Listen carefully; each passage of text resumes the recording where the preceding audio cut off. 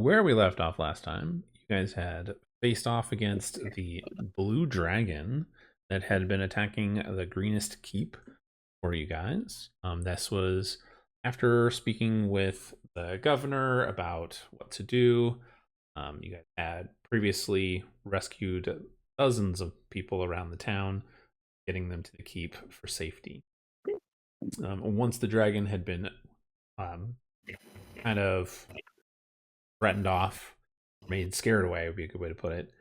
You guys were greeted by one of the leaders of this cult that was ransacking the town, and he demanded a trial, not a trial, but a competition to see which of you could face him in single combat. You guys ended up facing him. It was Taltek that did so, and you faced off against half dragon or half blue dragon man who you did pretty good against, all things considered. He was honorable about it and knocked you unconscious, didn't kill you outright, decided to let you live for whatever reason. That ended the siege of the town. The cultists ended up leaving, and it is now dawn. You guys have been healed, at least partially, and collected your things. You guys are going to be able to take a long rest here in just a moment. But as you guys are gathering your stuff, the governor, Nighthill, he kind of walks up to you and thanks you for your time. They give you some items. Said, please get some rest. Be willing to talk to you more about what's going on later on. For the meantime, please enjoy some must rest and relaxation. With that, you guys take a long rest. Gather yourselves, heal up as best you can. You guys had leveled to level 2. That is where we're picking up. So I will say that all of you are sharing essentially like a barracks room inside the keep. There are, we'll say, 3 bunk beds with 3 beds each. You guys are by yourselves, the 5 of you or the 4 of you. And that's where you guys wake up at the moment. You guys are welcome to talk, discuss what you'd like to do. So we're at the keep still? Yes, you're still at the keep. All right. Well, that didn't go so good. No. Nope. Yeah. Not so much. Yeah, that really didn't go so well. I mean, you good, Teltec? I mean, good, alive. yeah. It works. Okay.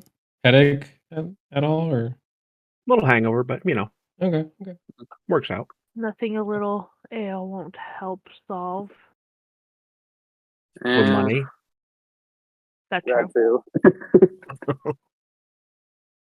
too. I think we got I definitely say we've got a lot on our plate at the moment. We did fairly well. I mean, we managed to scare off an adult blue dragon from the looks of it. Should have died. I feel like it got bored more than scared off. Yeah. I don't remember actually making contact. That is true. Just Then putting again, that we out. could have always just I made thrown your contact, battering but ram did it at it. hurt? Probably tickled it. Yeah. He I mean, was you just could have thrown flirting your with it. battering ram at it. That's true. I could have tried to throw the battering ram. But you never know when that might come in handy. True. Do you still have your battering ram? Yes, I do. Okay, good. That and my hand axe. Mm-hmm. Please I can don't stay in the throw it. bag.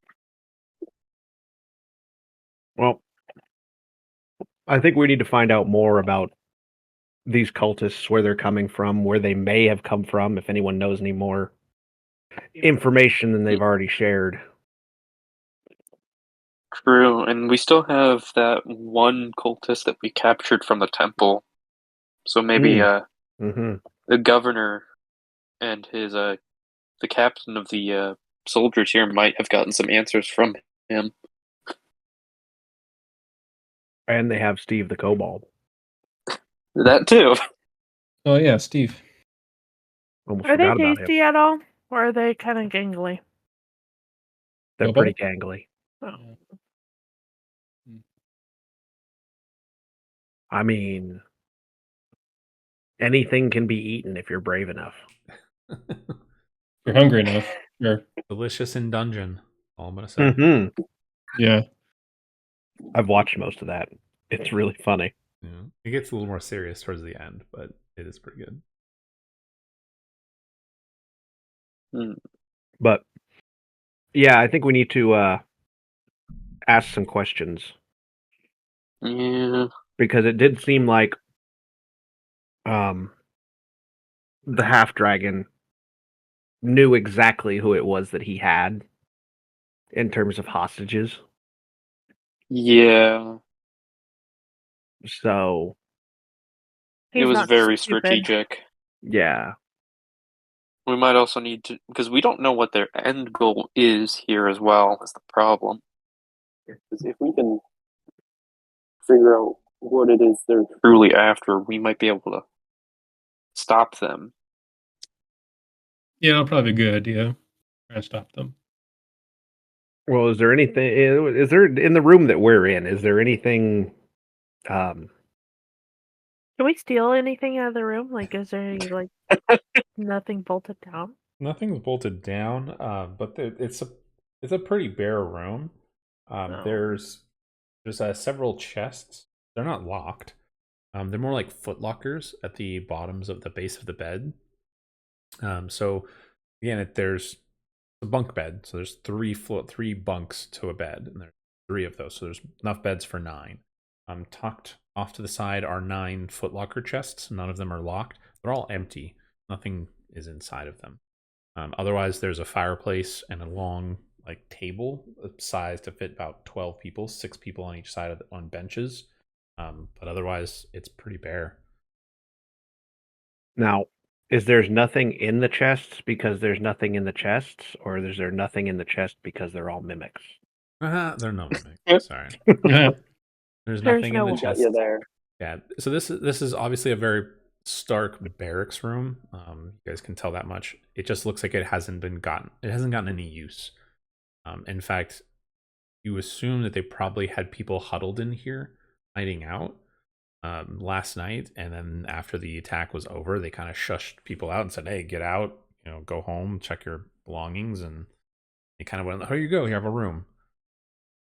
When's the last time we ate? Oh, when was the last time you ate? I don't think we've had the entire campaign. Then Maybe sounds we like it's should eat breakfast something time. first. I should Indeed. rephrase it. So right now it's about 3 in the afternoon. Oh, shit. Breakfast anytime. It Oh, is. true. Yeah, so the dragon and the siege ended as the sun was coming up, so about 6 o'clock in the morning. And then you guys were like, all right, we're going to take our rest. You guys rested. So rest is about 8 hours. Yeah, we took a rest, didn't we? Yeah, Long you guys rest? just took a long rest. Yeah. Hmm? Yeah. So the way I do it when you level, you don't level really until you take a long rest. Yeah, so technically now would be you guys would be like, hey, I feel stronger. Ha! I'm level 2 kind of thing. Wish I felt that way when I have a rest. Right? I wish I ever got more than a short rest. That too. I just slept 8 hours. Oh man, I leveled. I feel so. Don't worry, Scar. You only level once a year. It's called getting older. Yeah, I don't feel like I'm getting stronger every birthday. So Yeah, me either. Me either. I just go, ow, my knees. God, I'm getting old. My knees, my back. I realized I had a muscle in that area of my back. Cool. That's how it is. Yeah, I feel very much the back pain. Like Tobey Maguire meme. Oh, my back. Yeah, I don't know what I did last week to my back. I was coming down a ladder and all of a sudden it just knotted up and that was it. Well, that's all it Mm. takes. All right. So to answer your guys' earlier question, you guys have not had any meals or anything unless you've had rations or stuff like that. Which you should have some, so you guys have at least something to snack on. If you're looking for like a full-on meal, there is a kitchen here at the keep, and they can provide you some basic meals. It's nothing fancy. good. They'll It's give you free. they'll give you a loaf of bread and basically porridge. Gonna be about what you're gonna get. Very soldier meal.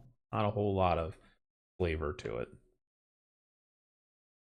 So no eggs Benedict. No eggs Benedict. Sorry. You might be able to convince the kitchen to give you a single egg, like a hard-boiled egg, if you want. Yeah. Wonder I'll if be they have fine with the bread pickled and hard-boiled eggs to take with us. All right, if Yeah. you're gonna try for a hard-boiled egg, roll a persuasion check. You gotta convince them. All of us?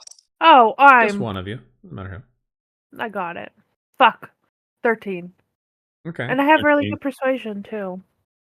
Yeah, no, you're fine. 3. I mean, they're kind of neutral to you. We're with us 4. We're kind of bordering on friendly. But you talk to them a little. The cook or the chef that's there, be the cook specific. And they kind of look you up and down. Your clothing is still a little bloodied and marred, but you guys have taken the time to clean yourselves up. And they kind of go, yeah, we can afford to give you guys a couple of hard boiled eggs each. He goes into the kitchens and comes back, and he brings out, it would be kind of a small little crate, and inside it, it's just there's 6 hard boiled eggs. There you go. Yay. Sweet. All right. Anything Just else keep you guys want hard-boiled eggs laying to there. go for, or are you guys just gonna have your breakfast? Well, I already ate it, so Okay.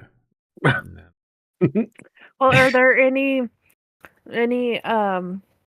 what do you call it? Like for what is it called? Like armory stuff. Like a shop. Yeah, an armory. Like all those shops. Yeah, armory is what you're thinking. There is, Potion, but etc. there's no items that they would give you in terms of armory. They don't have anything to spare. In town, do they have like a shops for that kind of stuff? I mean, yeah, they do have some. They have a couple of shops. Was there anything specific you're looking for? Maybe some potions. What kind of potion? Maybe a +3, greatsword or something. Yeah. Little things. Yeah, sorry, magical items are going to be non-existent at this point. Those were gone and stolen if they had any. What kind of potions are you looking for, JJ? Healing, because always inevitably use someone's healing. gonna need it. Does Okay. it If can- not myself what or missing? Caltech. So I'll say you. I mean, I have a healer's kit. Yeah, you have a healer's kit. So I'll say go ahead and roll and just go ahead and roll. I don't know how I want to do this for you.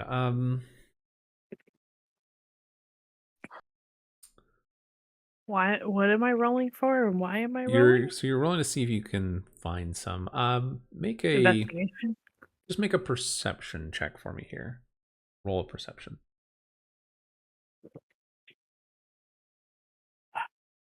6. Okay, so as you guys are kind of walking with, like, you guys have gone back to the barracks, you've eaten your meal. As you guys were walking back, you were kind of asking, hey, you saw a guard walking down the hallway, and you ask him, like, hey, where can we get some potions around here? He directs you to one of the apothecaries in town, and you meet the owner, who's actually still at the keep. And he tells you, unfortunately, whatever he had for stock is completely gone or destroyed. You don't have anything hidden away. He said his shop was In the back. ransacked. There's nothing. Yeah, but there's always something in the back. Yeah, but he was ransacked. What is this, Walmart? Yeah.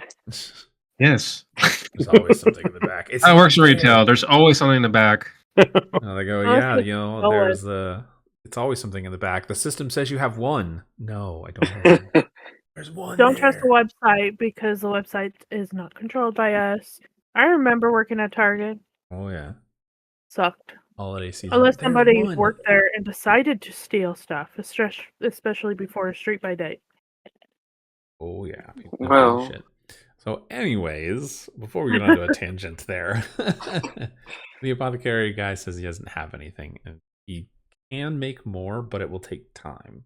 Yeah, none of his like crafting supplies were stolen. Just whatever potions and items that he had already made are gone. mhm. Well, then I think we should probably go meet with the governor and see if he has any updates or anything like that. Okay. Yeah, it's probably not a bad idea. Mm-hmm. All right.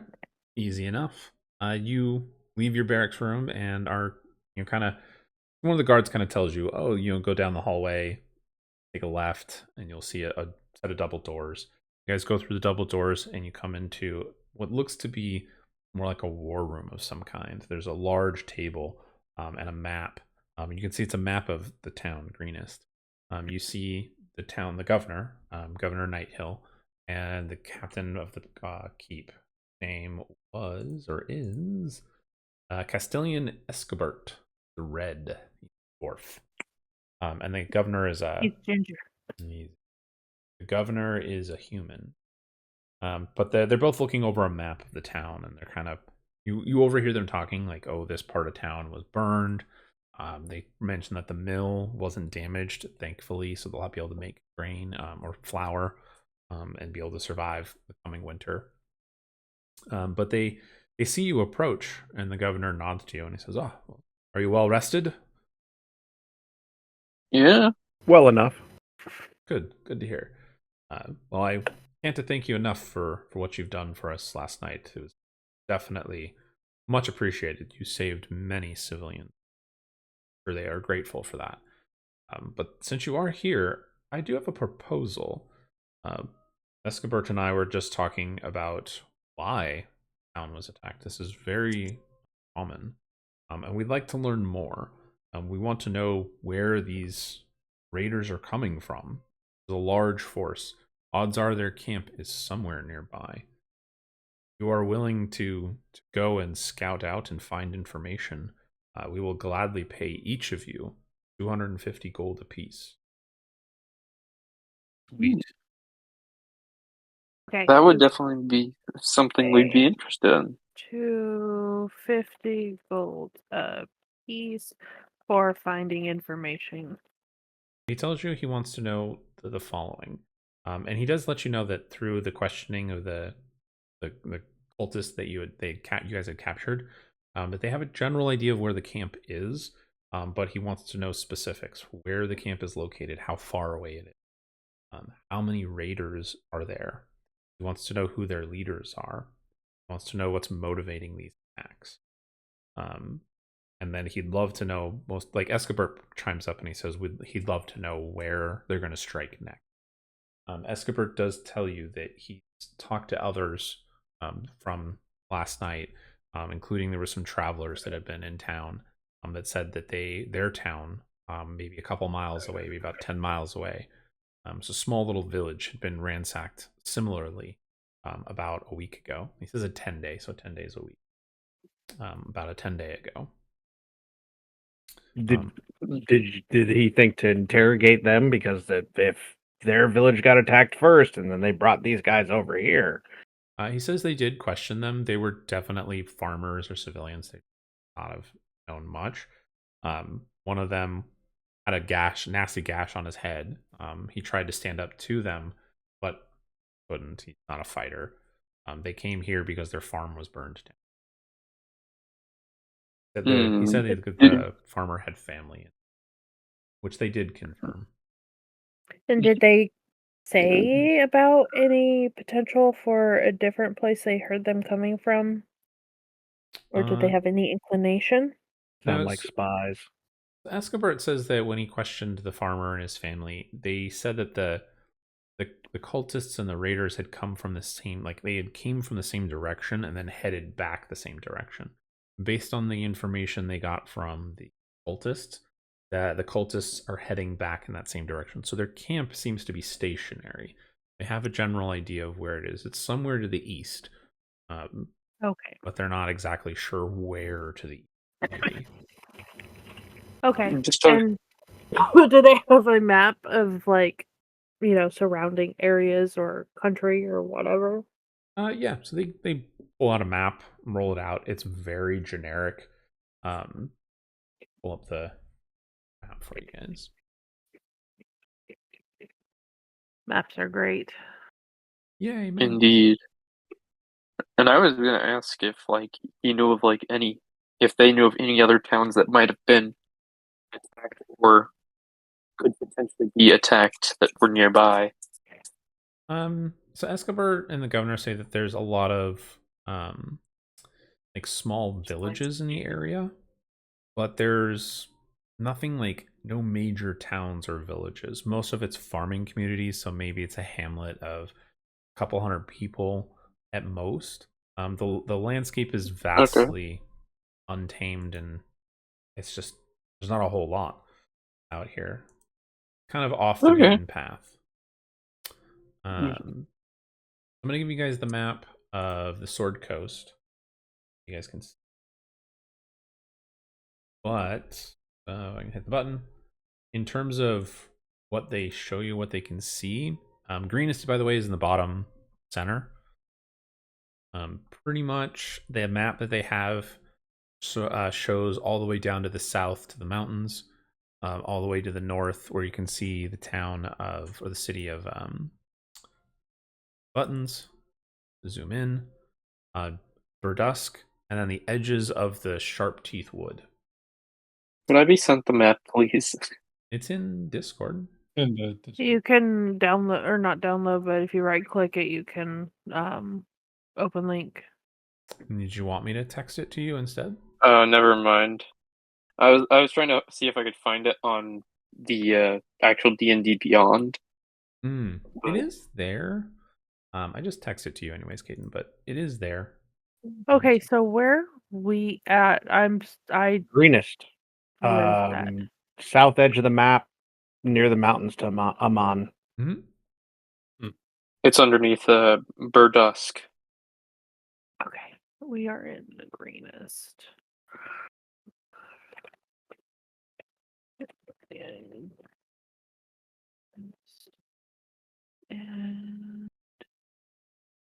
east. So east would be, what is the two easting and what's the other one? I'm gonna murder that name. Iriabor, probably something like that. That's how I would go with it. Iriabor. Iriabor. I thought it was like starts with an R. IRIA or BOR. Oh, is that? I thought that was just like a fancy R.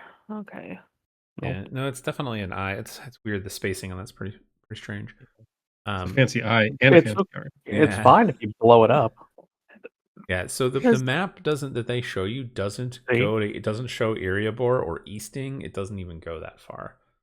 Like it's basically a square where you get to Burdusk is the very top north of the map, and then basically the same dimensions all around. I want a clear one. Dustin's got a clear map. I have a fuzzy map. You can send it to me. It's fine. Sorry. Go ahead. Okay. Yeah. So that's what it is. You're pretty much in basically big open fields, grassland. There's not a whole lot of, hey, guess what? There's a major town here. There's no super major landmarks either. They do tell you that throughout the area there's various crags and like some hills and rocky outcroppings here or there, maybe some gullies or gorges here every now and then, but nothing to stand out. Like the area is pretty uninhabited outside of the occasional farming village or farming hamlet.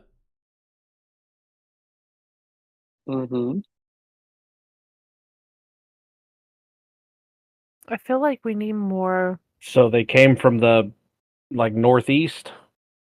A little bit more to the east, so kind of just like following the name Greenest, heading that direction. They didn't seem to follow the road. You guys were on the road before. Okay, so they from Greenest they came in from the north, the eastish. They came in from the east. So they Okay. traveled west to get to Greenest and then retreated going east. Okay. Yeah. I guess we'll head west. Reverse You it. mean Sounds east? You want to like go their east. problem. Yeah, east. Yeah. Yeah, east. 50% up front gets me to go east. So you're saying Cryptarch's west? Is that what you're saying? Cryptarch's west.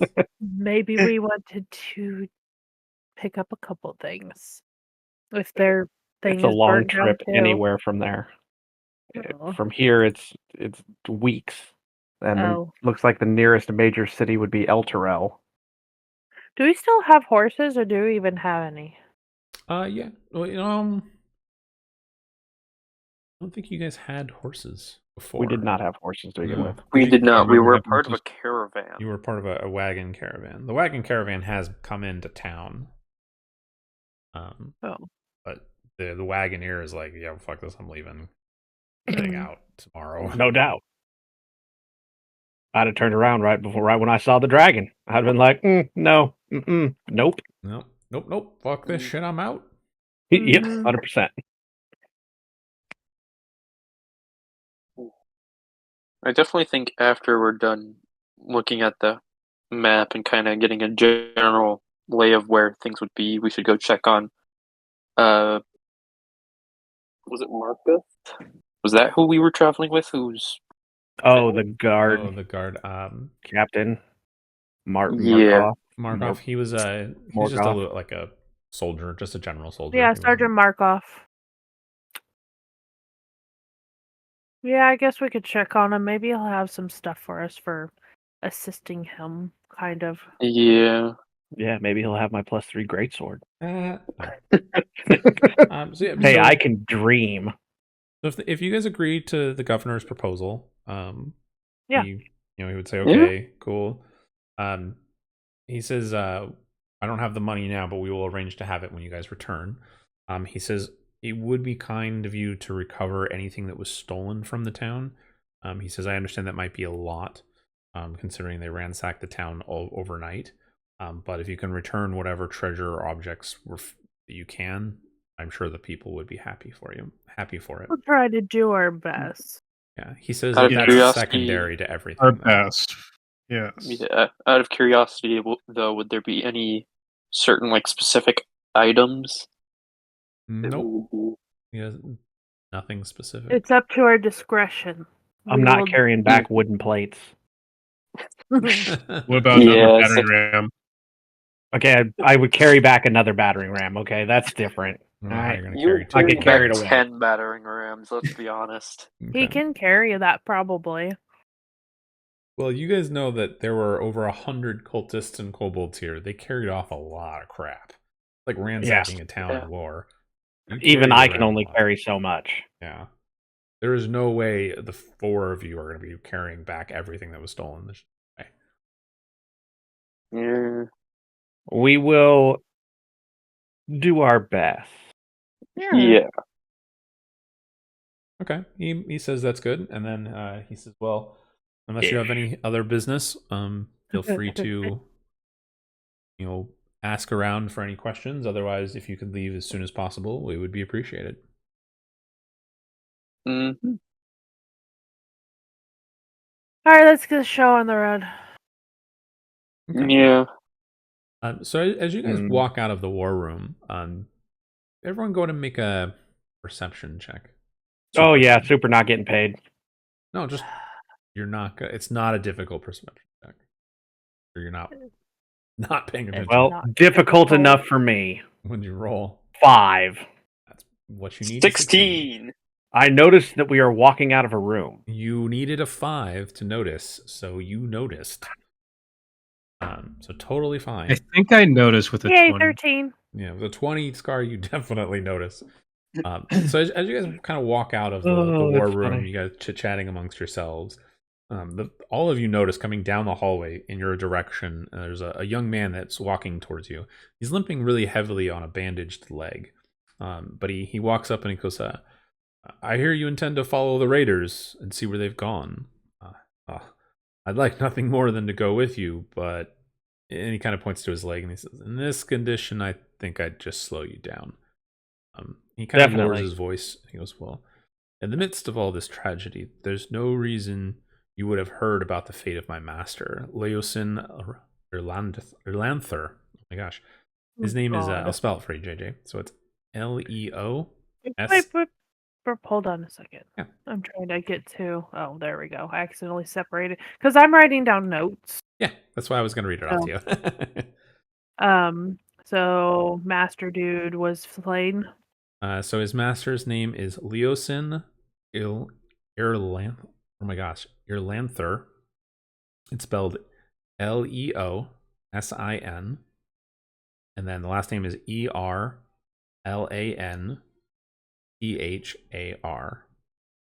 That's his master's name. Oh, okay. But it's important. And he continues to talk, and he says, "But it's important, you know. He is a monk from Burdusk. He disappeared last night after we fought a particularly savage battle against the raiders. A few others and I fought our way to the keep barely.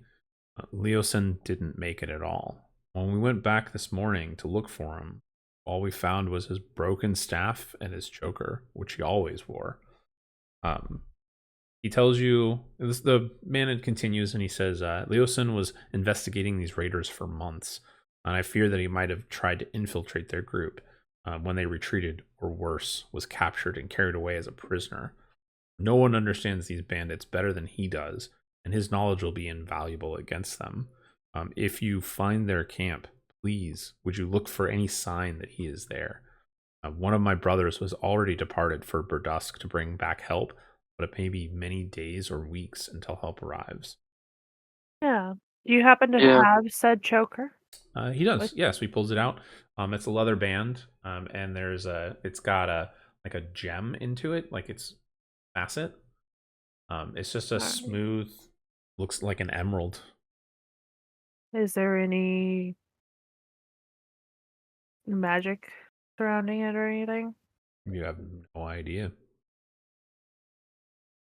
It just looks like Does a your leather strap that's been I'm just ripped. seeing if I was like, shoot, I wish I had detect magic. Does anybody have detect magic or something?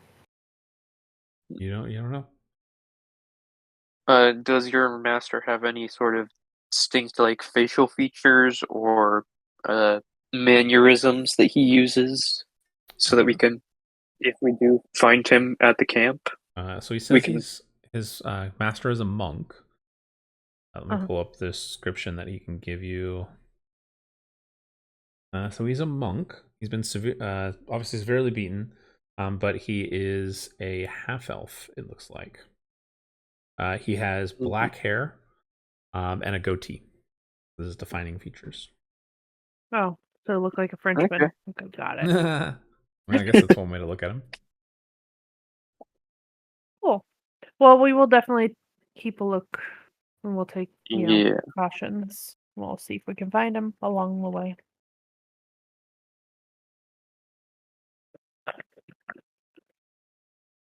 Well, he appreciates that, and if you guys can find him, he says it would be very good. He thinks that, again, he says Leosin knows about the bandits or these cultists and would probably have some valuable information. I did post a picture of what Leosin looks like for his description. Chat for you guys, so you can see it. Mm-hmm.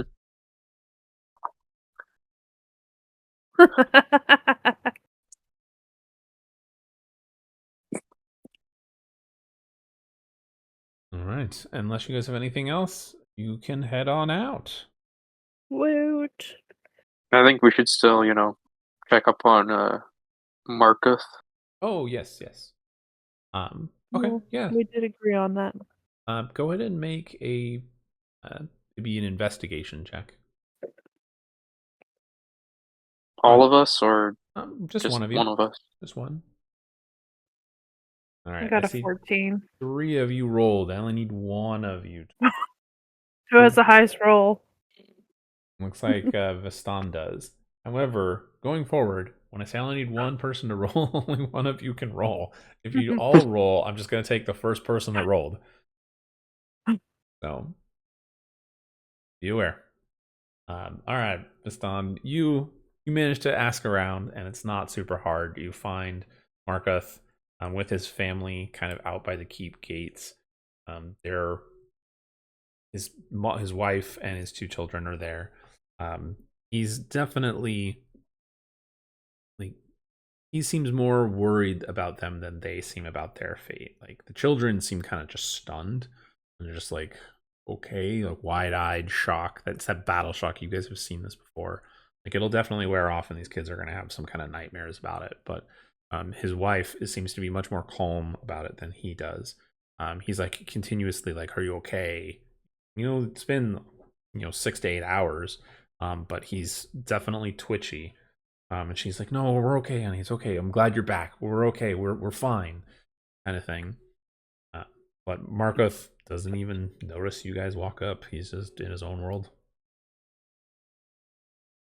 Markov, But how are things? you, yeah, kind of seems to straighten, kind of collect himself for a moment, and then goes, "What can I do for you?" Take a breath and chill. Yeah.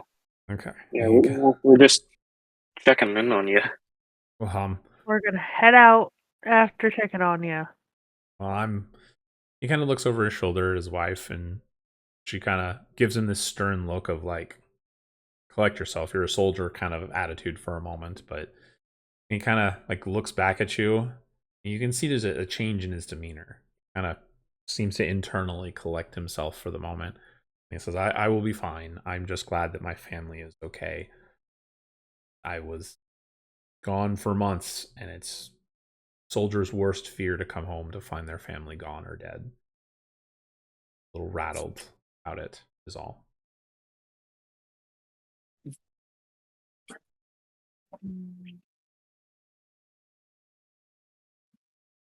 Have you learned of anything at all about any of the cultists or anything that was? He kind of looks at you and he goes, what would I have learned?" He seems confused by the question. Has anybody talked about anything? Has anybody learned anything about where these people came from? And there any intentions that you So know of?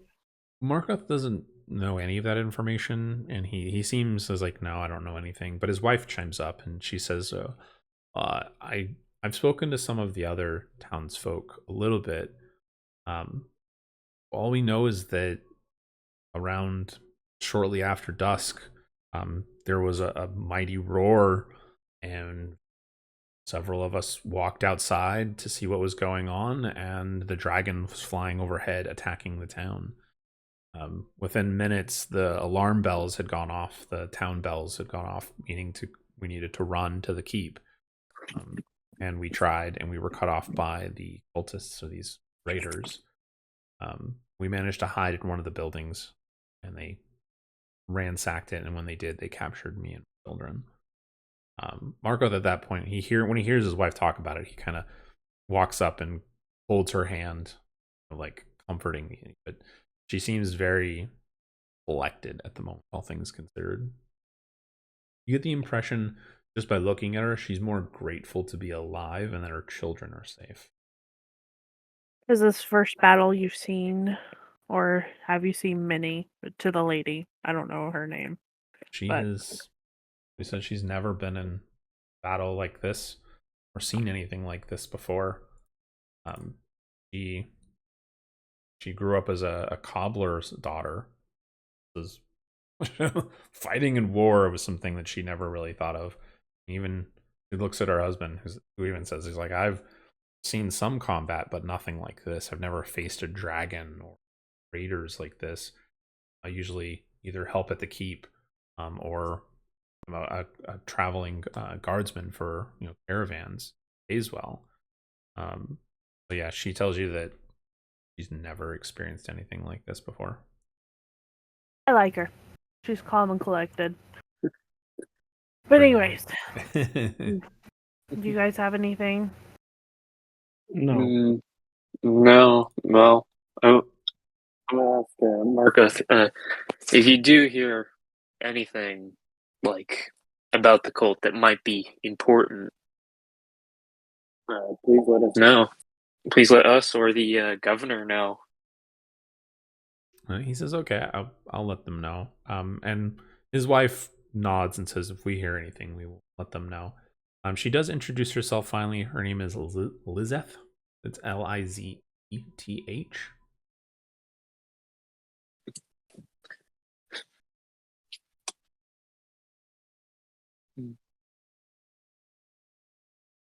But with that, she kind of like thanks you for saving their lives.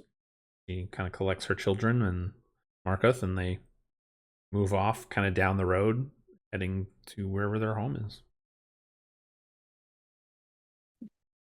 Mm-hmm. All right, let's begin. Yeah, let's go hunt some cultists. Okay. As you do. All right, so it's not super difficult. You guys leave town following kind of the trail. You don't even have to do a survival check for it. As you guys are wandering eastward, you can very clearly see the trail that the cultists and the raiders have done. Like there were over 100 of them, and it's very easy to follow. I would hope so. Yeah. So you guys travel for maybe about an hour. And everyone go ahead and make a perception check for me here. 21. Oof. 7. Yeah, 7. Shit. Well, I definitely noticed something. Okay. All right, so it looks like Scar and Vistan, you both notice in the distance, maybe about 2 or 3 miles away, you can see what looks to be the faint signs of a cook fire or a fire of some kind. It is a little bit off the path of where you're heading. Who's sneaky? I can pretend to be sneaky. I identify Yeah. as sneaky. Well, see, it's about 4 miles away, so you got some walking to do. You guys can have some time. So as you guys continue to walk, you guys can either walk towards the smoke or you can continue onward following the path, the trail that the raiders have left. It's up to you.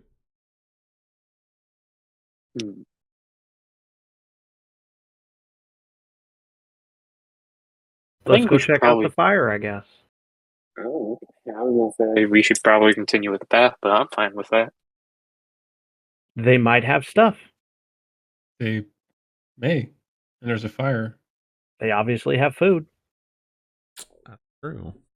Maybe they'll be willing to share with some persuasion. We can find out. Okay. So as you guys are wandering, you guys notice that the terrain has definitely started to slope downward. Like there's hills here or there, but they're not super tall hills. I mean, there may be at the tallest hill you've come across is maybe 100 feet tall, more of like a bump in the road than anything. But there are various boulders and rocks along the landscape. It's a bunch of grassland too. Not very farmable in this part of where you are going.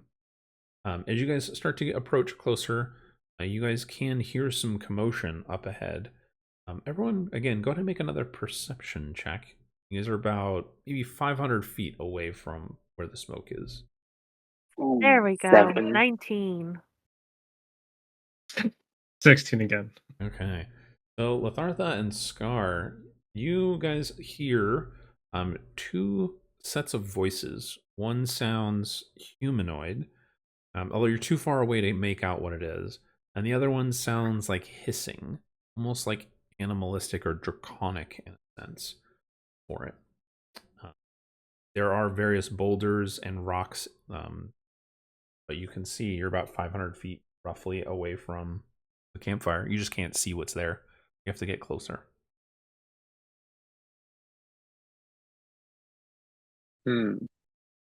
I would like to try to get a little bit closer to see through some bushes, but I don't want to be seen. Okay. Go ahead and roll a stealth check then if you don't want to be seen. Both of us? Oh no. Yeah, stealth check.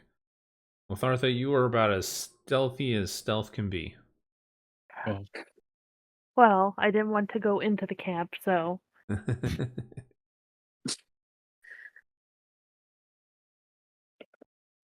what does a 12 do? 12. Okay. Anyone else going to be stealthy or sneaky?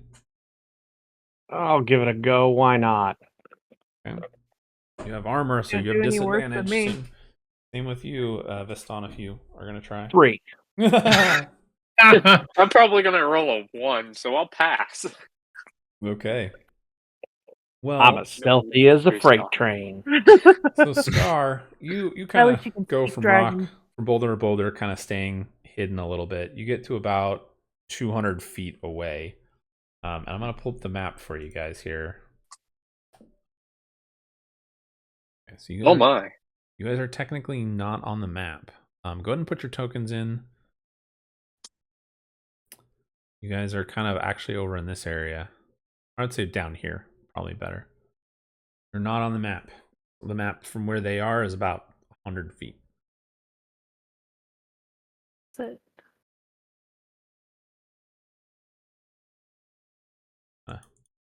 Down in this area. Where are we at? I'm only seeing one map. Right.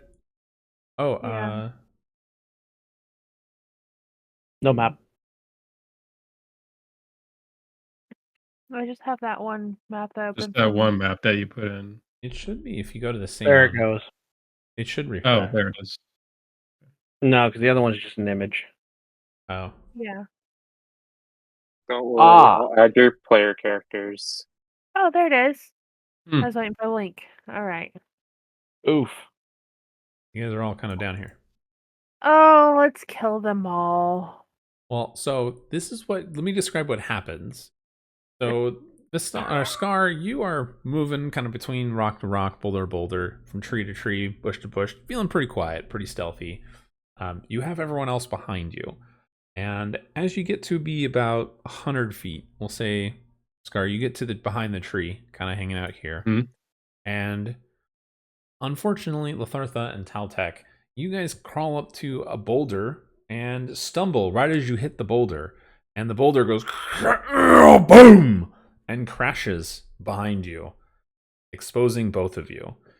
Everybody, including Viston, who is not that far off behind you, actually, he's just kind of walking and nonchalant, looks at you guys with the boulder, and the three of you are in plain view of everybody in the encampment.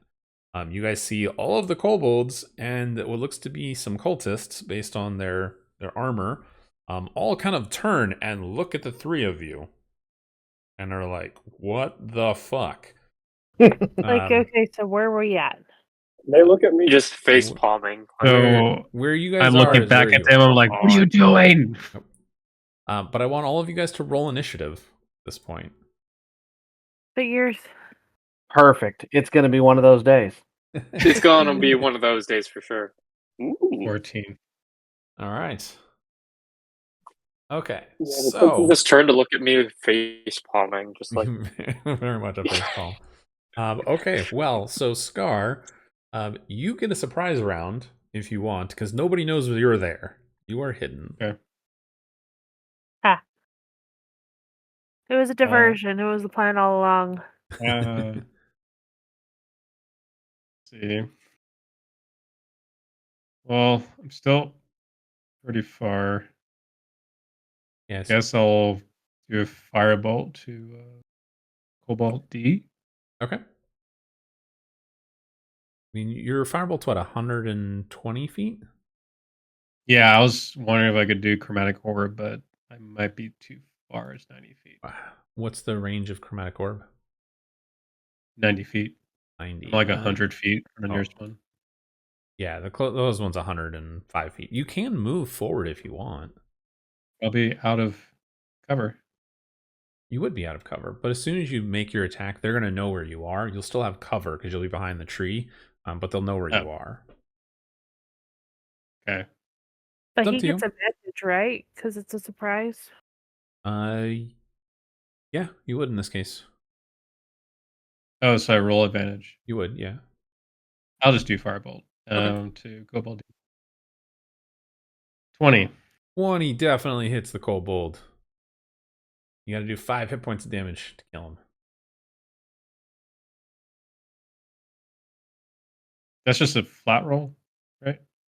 So for the firebolt, you should see the 1d10 next to where you rolled Yeah. you just hit that and it should roll and tell you the damage. Oh 10. shit. Got it. Damn. You just melt him. Yeah, you said that was kobold Okay. D? E. E. Or no. D Yeah. is in Delta. Well, this D is in Delta. E. Yeah. Okay, I so evaporated him. okay, so you want D is in Delta or E is in Echo? E. E. Oh. Wait. I guess I can't see either. No, you This one. so what we would do is we would say you would step out from behind the tree so you can see them. You'd make your attack, and then you'd step back behind the tree. Oh. No problems. All right. Well, you killed them. So whichever one you wanted to kill on that list, go ahead and mark them off. Like remove them from the board. You would just click on their name and then delete.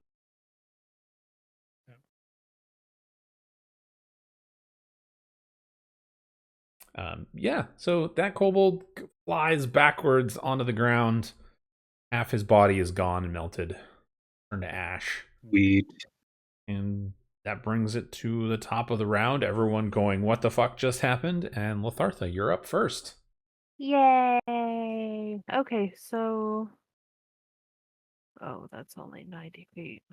Never mind. Well, just for perspective, to get to where Scar is for you, is going to be 90 feet. Just to Scar, because you are that far behind. And I can... What is my movement? Your movement is 30, 30? I think. So yeah, it'd take like 3 turns for all of us to get up to Scar.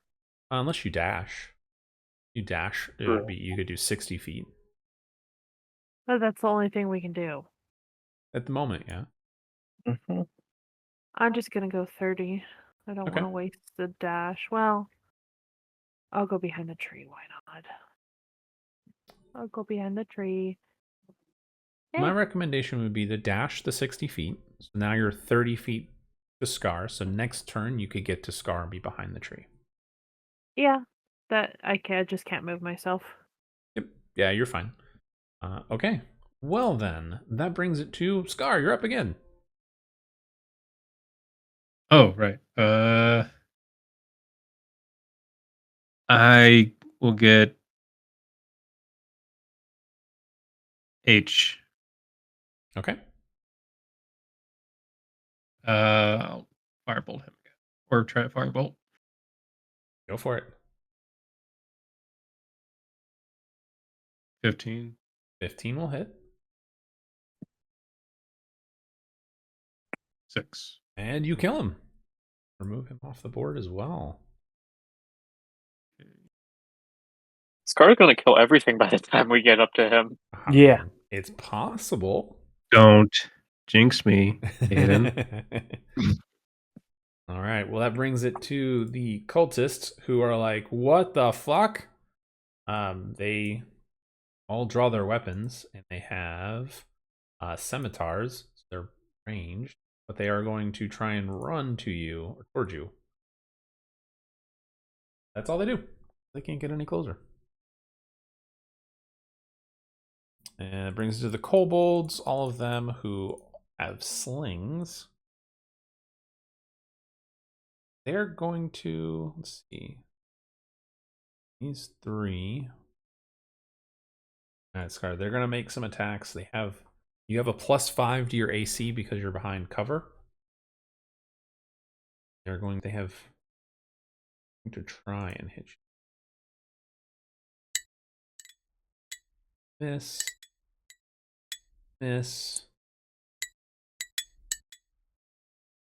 22 to hit you.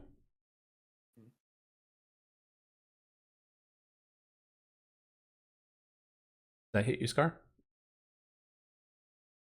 Where would that be on my sheet? I would be your armor class, your AC.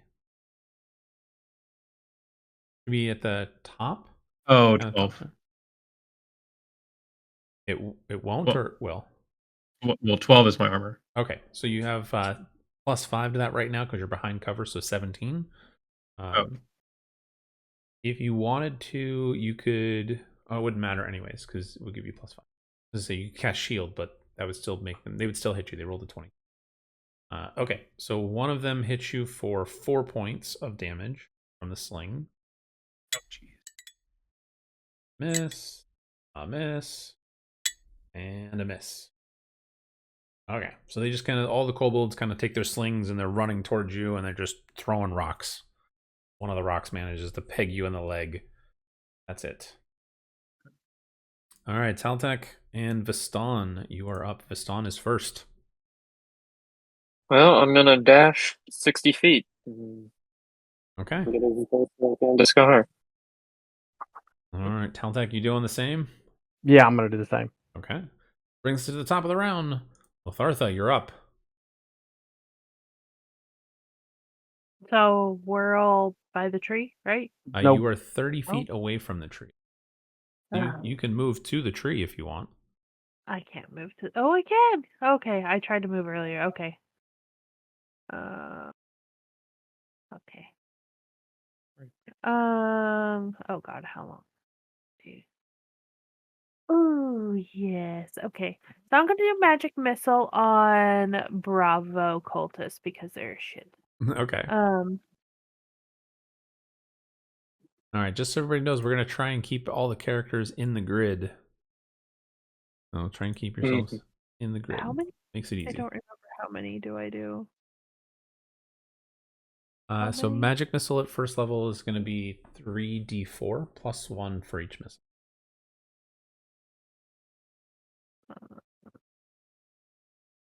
12. 12. Cultist B. 12 is enough to kill him. Yay. Because he's the beach. Okay. Anything else? It's, I don't think I think that's the only thing I can do. Okay. Well then, Scar, it's your turn. You see Lathartha kind of run up towards you. You're looking at her. You see her running, and she throws off her magic missiles. It's your turn. You know all of these creatures are running towards you. Yep. I'm gonna do a chromatic orb towards cultist A. Okay.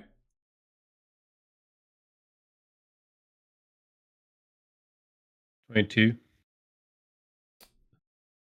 Okay. 22 will definitely hit. Oh my gosh. I don't have that high of an AC. I think their AC is like, what, 15 or something like that? 13? 12? 13? 17. Oh my gosh. Yes, you kill him. Oh my. You did more damage than Lathartha did. And killed him at 12. You killed this one. Sorry. Go ahead and select him and move him off the board as your chromatic orb slams into him. Okay, anything else? Can I put magic shield over me? Or is that pointless? Or like you're talking about like shield itself? Yeah. So shield is a I reaction. thought I had a magic shield. Huh? You mean like mage armor? What you're thinking? Yeah. You don't actually have mage armor on your character sheet. I see. Yeah. Bullshit. Did you want to swap out one of your spells to do it? Yeah, it's fine. Okay. I'm good. Okay. That brings it to the cultists, all the monsters. The 2 cultists are going to run. Try and get to the tree. All they can do because they're not going to run too much further. You move there. They're going to shoot their slings.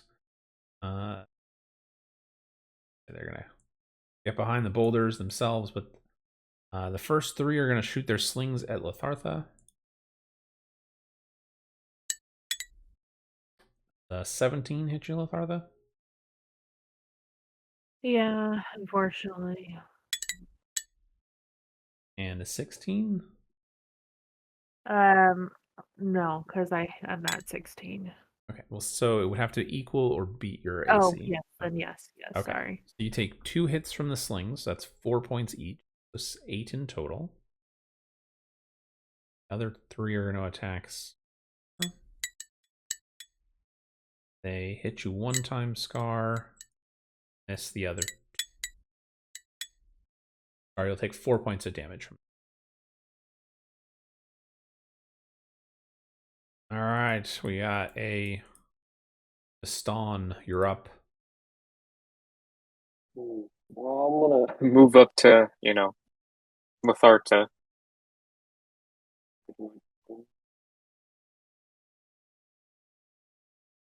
I could heal you guys, or I could hit one of the kobolds with a short bow, because I think I'm within good enough range. You are, yeah. You have 80 feet on the short bow. Sure, I'll hit kobold A. Okay, take your shot. Ooh, You really rolled a 1. Or- Oh my yeah. gosh, Caden. You in ranged weapons. Roll a Oh. d20 again. I'm gonna kill you myself. God damn it, Caden. Yeah, so roll a d20. And here comes the Okay, 1. yeah, so your arrow just goes wide. You completely miss. Thank God. You trip over a root as you get up to them, and the arrow just goes flying into the air. Nobody gets hit. All right, Taltech, you're up. Since I'm Bastan cursed won't be with able to do ranged anything else. weapons. All right, so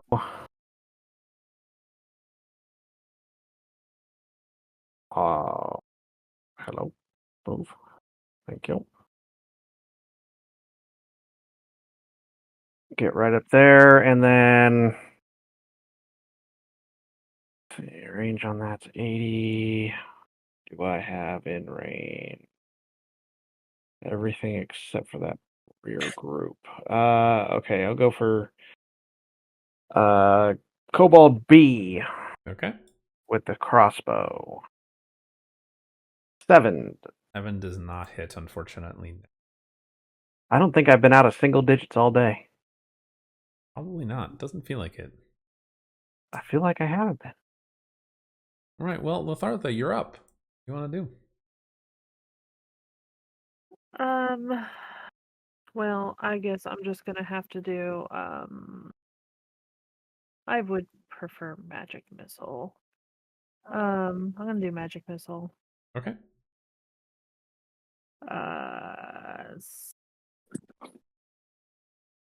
10. All right. Which one were you targeting? Delta. Okay. Cultist Delta. Yeah. You definitely hit him and kill him. Did just enough to kill him. Good. All right. So as you guys run up, Taltek and Viston, you shoot your various bolts and arrows. Go all of them missing. You see Lethartha throw out her hand and her magic missiles. The cultist tries to duck behind the tree, and they just swing around the tree and hit him. And you watch his body slump down against the tree. And then that brings it to Scar. Chromatic orb, cultist B. Okay. 10. 10 does not hit. No.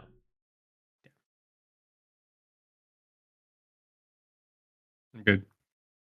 Okay.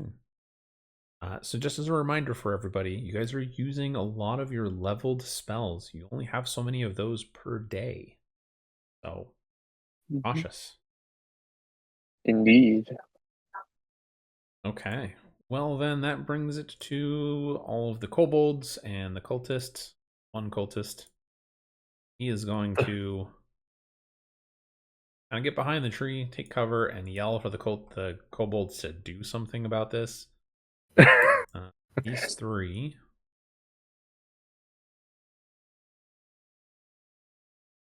Run to there. They're gonna These three are.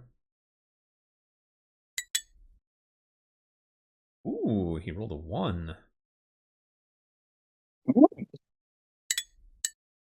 Oh, I rolled a 6. Didn't quite hit his.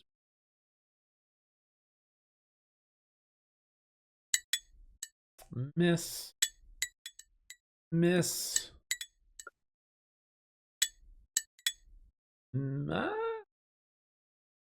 Yeah, miss. Who are you trying to hit with the kobolds? I'm going down the list for all of you guys. So this one would have been on Taltech. You have what's your AC, Taltech? 17. He got a 17 exactly. He was the last one. Checks out. All right. You take 4 points of damage. All the others go wide. They're just throwing them at you. They're hitting the tree trunks and the tree branches, and nothing's hitting. All right. Ston, you're up. I'm going to try and use my fort bow on cultist, not cultist, kobold B. Okay. 18 to hit. Hit. 6 to damage. That's enough to kill him. Dead. Dead, Jim. He's dead. Thank you for not shooting me in the back. All of us appreciate it. Right? I'm pretty sure it's like we shoot Letharta in the back. Again. It'd be best if you didn't shoot anybody in the back. Yeah, especially me. Man. So. Yeah. All right. Well, unless you have anything else, if you want to move forward, you can. Otherwise, it'll be Veston. You mean Toltec? Taltech. I'm sorry. Yes. Has already gone. Or did you want to move? Or were you going to stay where you I are? kind of do, but it puts me at kind of a weird spot. So each square is what, 5 foot? Every square is 5 foot. Okay, that'll work.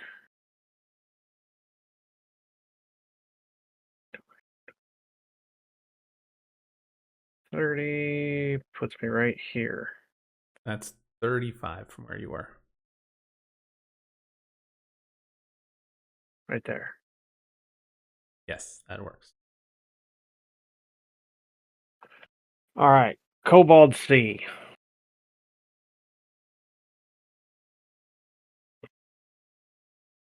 Hey, I'm out of single digits. Ah, Yay. you definitely hit.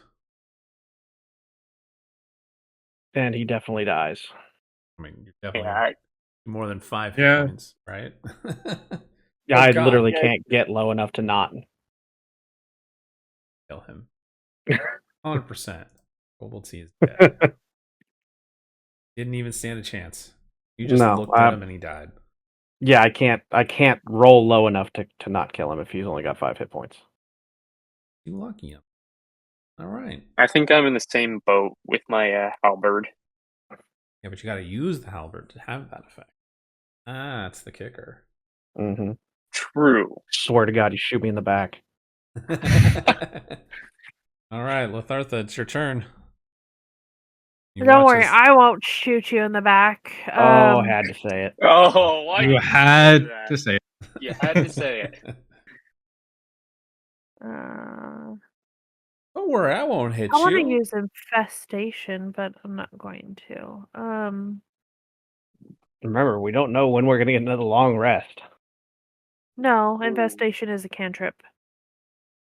I'm gonna use Sorcerer's Burst on Cultist C. Okay. 21.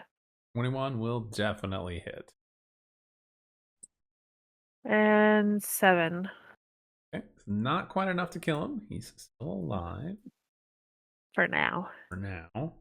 But he definitely stumbles backwards and starts screaming even louder for the kobolds to act and do something to deal with these nuisances. Anything else? Ooh, I'd like to knock him out. I don't know if that can be done. Not from you wouldn't be able to. Not as this with a spell. No. No, I'd have to get up to him Mm-hmm. because he might know and have some information. If Toltec goes and attacks on his turn, he might be able to. Maybe, but it's Scar's turn. Do Scar. And no Well. metagaming going, well, I know Lethartha wants to do this. What? No metagaming is what it's called. Oh, well, I'm gonna attack Cobalt A. So, Okay, go for it. with Firebolt. Yep. Go ahead and try to hit. 17. Oh, you definitely hit. Ooh. Let's see. I mean, 4. Oh, not quite enough to kill him. Close, though. So close. So close. Yep. 1 hit point of damage is what you needed. One more. All right. Anything else for you, sir? Nope. Well, now it is the cultists and the kobolds' turns. This one moves forward. He's going to try and attack you, Caltech, with his little tiny dagger. Oh.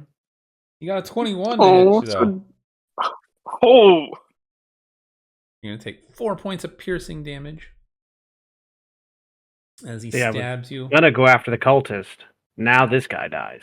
I mean, he stands about knee height to you. He's like really short, and he stabs you in the ankle. You know, trying to go for that Achilles heel.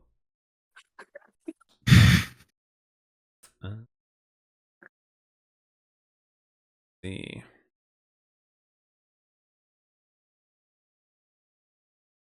Bitch. he is Whoa. running. He Okay. dashes Okay, away. buddy. The kobolds are gonna take some shots at you, Taltech.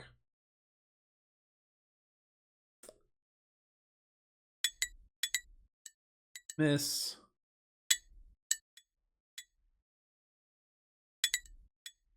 Miss.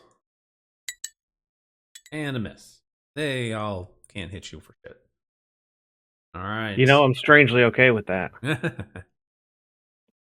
That For some reason. brings. Huh. Well, that brings it to Vistan.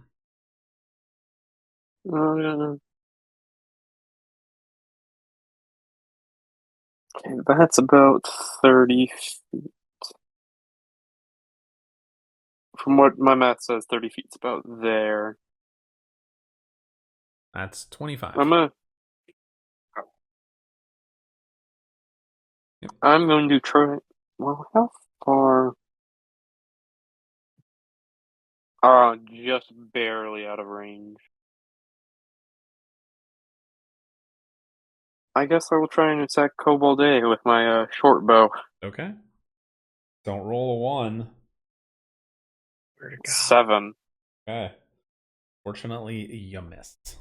Just he's too busy lashing onto Taltech to stab him in the leg. You just can't seem to get a good shot.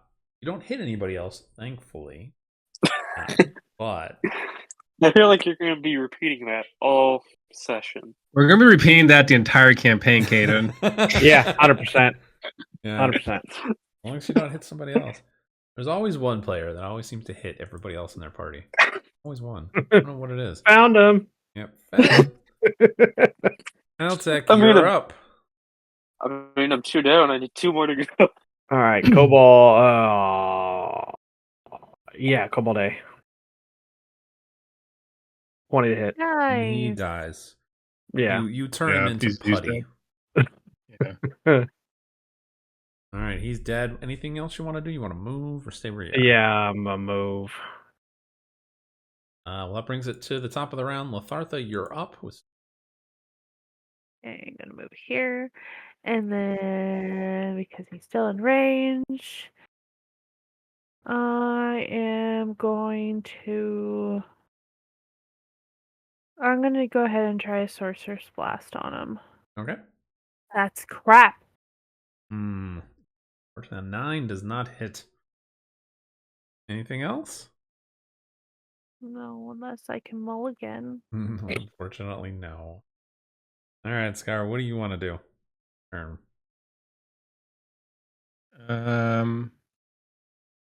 But I'm guessing that's Cobalt F. Cobalt. Okay.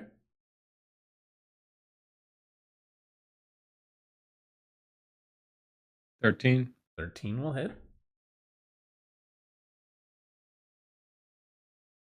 9. Oh God, yes. You obliterate him. Noped him.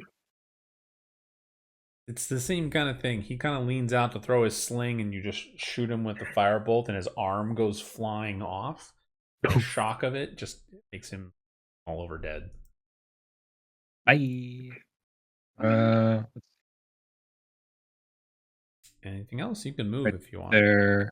Yeah, I'm moving like here. Okay. That brings it to 2 monsters. Oh, a coward. To the edge of the map. Okay, I can still hit him. Kobolds, seeing that he's running, are also going to start to run.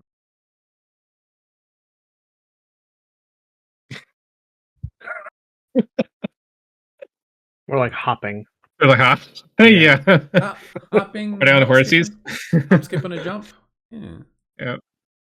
All right, so that brings it to Lathartha. Or I'm sorry, Viston, you're up, and then Teltec. I'm sorry, I'm talking while I'm muted. Yeah. I said I'm going to move, and then that'll be it. Okay. They are in You can- range. Your ranged weapon has 2 different range settings. Usually, it has 2 numbers. It's got Oh, yeah, it does have a my 320. yeah, that's maximum range, and you'd be rolling with disadvantage, but you could still technically do it. Yeah, might as well. Sure.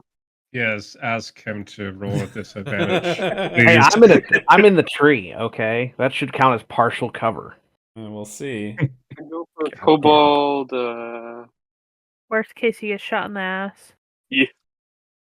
Honestly, this is kind of on you, Caltech, if it doesn't work out. I'll own it. I'll own it. 8 Oh. with disadvantage. Okay. With Okay. disadvantage, 8, you miss. You don't hit Teltec, but you miss. Thank Say, God. It goes I through wasn't the- aiming for Toltec, I was aiming for the Kobold. Yeah, you're aiming through the tree, and it just ricochets off a branch and goes wide. Nothing fancy. All right, Teltec, you're up.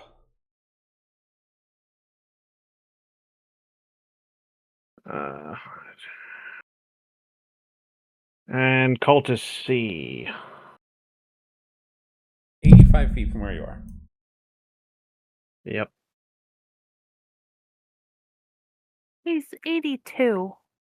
It's 85. Oh, that's rough. I rolled a 10 and a 20. But you know what? A I get the 12 10. is what you need to hit him. So Oh, I got him. hit him. Yay!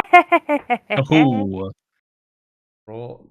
And I hit him for 3. That's exactly how many hit points he had left. He is dead. Perfect. Got him. got him. Got him. Okay. Yeah. He's dead. He's dead, son.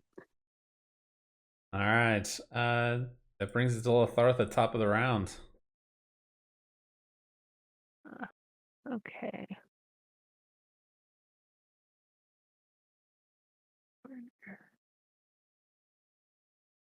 Okay, corner.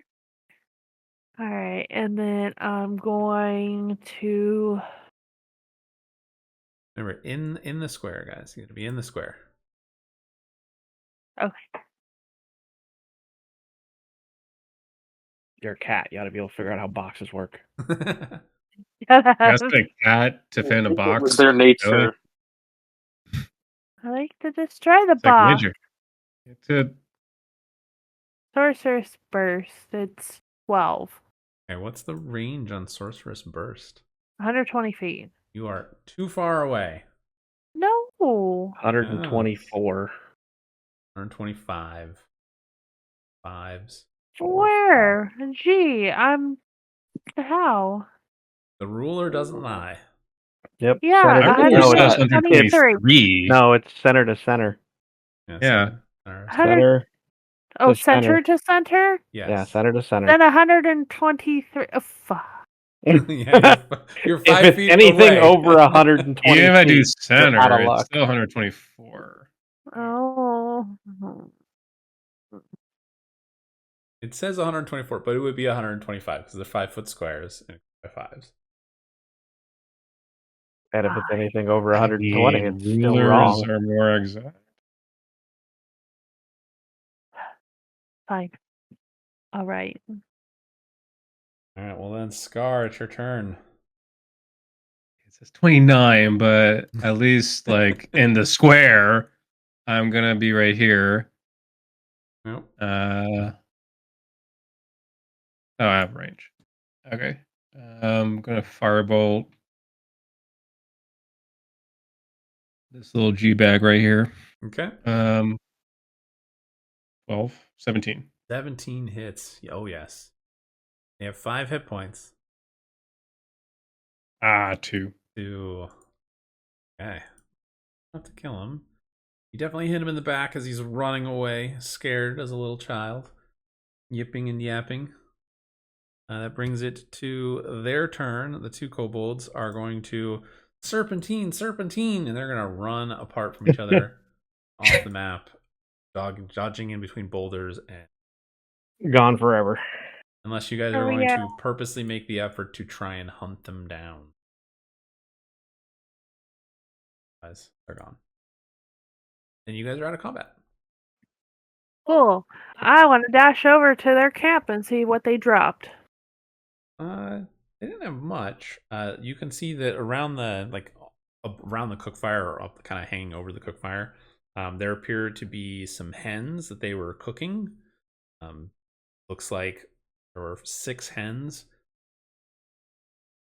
Like 4 of them still have the feathers on, and they're burning up.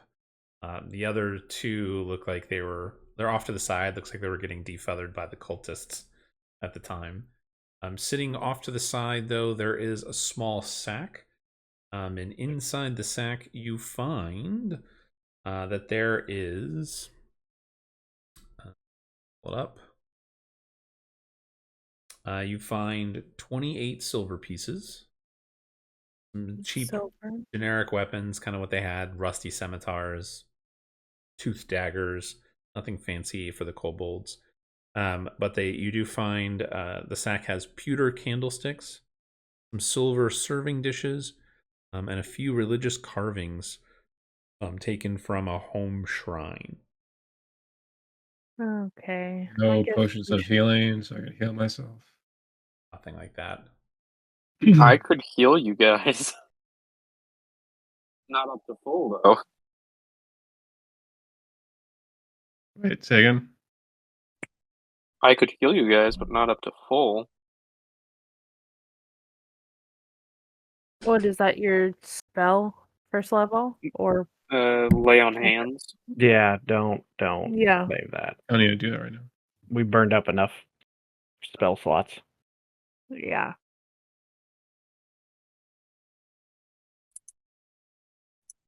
Mm-hmm. Well, does anybody want to cook said chickens, or should we just leave it and move on? So cooking food doesn't heal me? You guys could take what's called a short rest. Essentially, you spend an hour. It is getting dark. And then for a short rest, you can heal yourselves. You use your hit dice to heal yourselves. Well, if it's getting dark, we probably don't want to be on the road too much at night. And there is a fire already, so Yeah. convenient that. Are you guys just gonna hang out here and make camp then instead? Yeah, I guess. Okay. Unless anybody has a I guess. Would that be a long rest then? It would be a long rest if you guys are gonna make camp. Okay. All the spell slots are back. So, what do I... Well, so are Like, you guys long going rest? to rest? Do a long rest? Yes or no? I say we do. Yeah. I say we do a long rest. Yes, that's all. Yeah. Yes for me. Sure. Okay. So then I want all of you guys, or actually just one of you, roll a d20 for me here. I got it. And high is not good. Throwing that out there. Oh god. I'm the perfect one for it then. Right. 9. Middle of the road. Okay.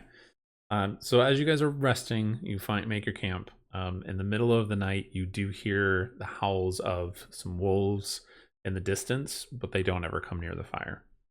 Perfect. Good. You guys can mark off a long rest. Take the long rest. Yay! And in the process, we cooked the chickens, right? You get what? What's We the question? cooked the chickens. Chickens? Yeah. Oh yeah. You guys Right. can cook the chicken. The one with the Yay. feathers that were the 6 with the feathers are not tasty at all. These are just bleh. They should definitely have been food. defeathered first. The 2 that the cultists were defeathering, you guys take care of that and cook them. And I mean, it's either that or we could have eaten the kobolds. I mean, that might be a little stringy, but it's possible. I mean, he is a Dargan. Disgusting. Yeah. At least he doesn't let anything go to waste. Yeah. Yeah. Uh-huh. Sure. It's fine.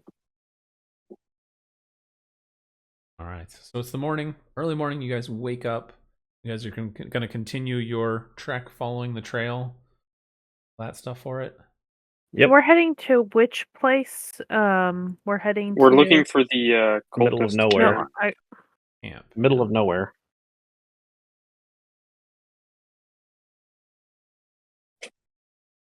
were we heading to? I get that we're trying to. We were just simply headed east. Hmm? Okay. Yeah, you guys are following the path that the raiding party took. They didn't try to like hide their trail. It's super easy to follow. So from Greenest, if you headed east, you'd eventually hit Easting. If you head slightly north, you hit Erebor. You're not going to go that Erebor. far. You're not. That's a going long ways. That'd be like weeks. Nah, it'd probably take maybe a week total, so 10 days. So 10 days, yeah. It's far, but it's not that far. You're not going to That's go that about far. You've gone maybe. We get 6 sidetracked miles. pretty easily. I'm sorry, what? We get sidetracked pretty easy. So, I mean, Well, you guys have very only well. gone like 6 miles so far from Greenest. You're not that far away. And we already decided to take a rest. I mean, it was getting nighttime, so it makes sense. That's fair. Fair enough. All right. Cool. So everyone, Okay. you guys pack up your things. You prepare to depart. Continue along your path. I want one of you, doesn't matter who, roll a survival check for me here. Who's got? I'm not Sure, I'll rolling. roll. Nat 20, baby. Okay. Yay! Very nice. Very nice. Okay. So Just you kidding. guys- Turns out high is bad. no, high is good in this case. I will tell you if high is bad typically. Not always, but sometimes. So why would high be bad at some points? Because he wants to mess with us. Well, so And it's kill bad us. when I do random encounters. It depends on bad being like, hey, you're going to encounter something bad. Just a random encounter table usually. Random encounter tables usually say like if you roll low, nothing happens, but if you roll high, something happens. That's usually how it works out. Just numbers. You can always reverse it. Cool. Okay. So you guys travel for about another 2 or 3 miles. So about maybe hour. And this train is maybe an hour and a half, 2 hours of the train. And you guys, in with your roll, or Vastan with your roll, you find that the terrain is starting to head downward, slopes very slightly. It's like a 2% downgrade. It's really subtle. But you do see in the distance that the ground slopes down into a natural kind of cavern for it. And that it seems to go maybe about 500 feet through this natural rock cavern and then opens up. Or again, you can't see what's beyond it. But with your survival roll, you realize this is the perfect place for an ambush. And the trail that you're following continues right through those rocks. You estimate with your roll, I'll say you estimate that you could probably go around this area, but to go around will probably add a couple of hours to do so. I'm good with going around. I don't want to be ambushed. Is it an Same. ambush if you know it's an ambush? It's possibility. Unless you guys feel like it.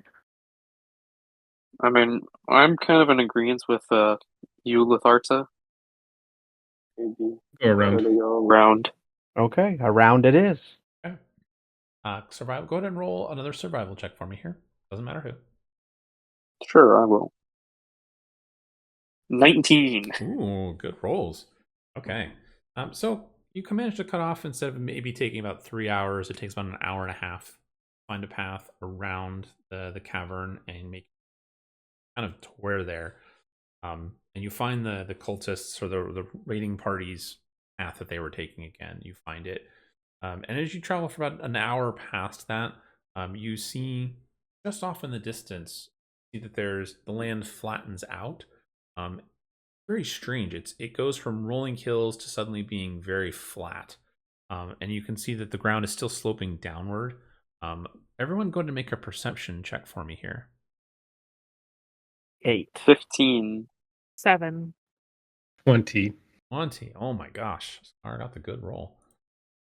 Okay, so Viston and Scar, you notice as you guys are walking that you catch sight of what looks to be a watchtower that's kind of sticking maybe about 10 feet up out of the ground.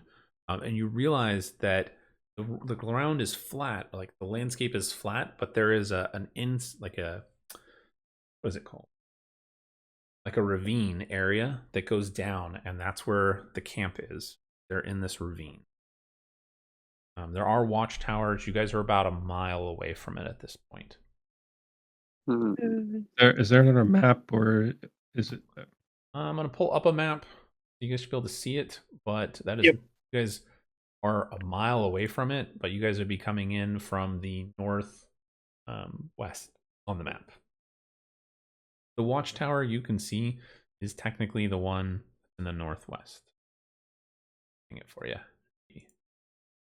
You're seeing the very top of it.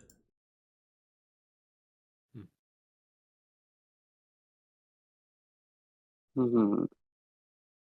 Oh, so we're like kind of above it then. Mm-hmm. Yep, the landscape is going down into it, and then the rest of the landscape flattens out. So you guys are kind of following the path, and the path leads down into the ravine. It's just a slow, gradual slope. Is this another watchtower? You can't see that. I don't know if it's there. Oh. Well, never mind. And then those round things, do we see them yet at all? Do not. Nope. No. Oh. All you see is the top of the first watchtower. It stands about 10 feet up above the ground from where you can. It's above the kind of the rock. It's above the ravine. I wonder if there's a way to be sneaky and see if there's any, like, because it's obviously a watchtower just for that. Yeah. I guess I'm gonna try to see if I can sneak to see how many, or what's there, I should say, inside. Okay. If I can. Are you going by yourself? Is everyone going with you? Can go with you again. Y'all want to come with? I mean, it might be better to have like everyone kind of there. Together. Yeah. Well, what's the worst that could happen? Famous last words. Why would you say that? Well, if Says you the guys, 2 guys who have to roll with disadvantage on stealth checks.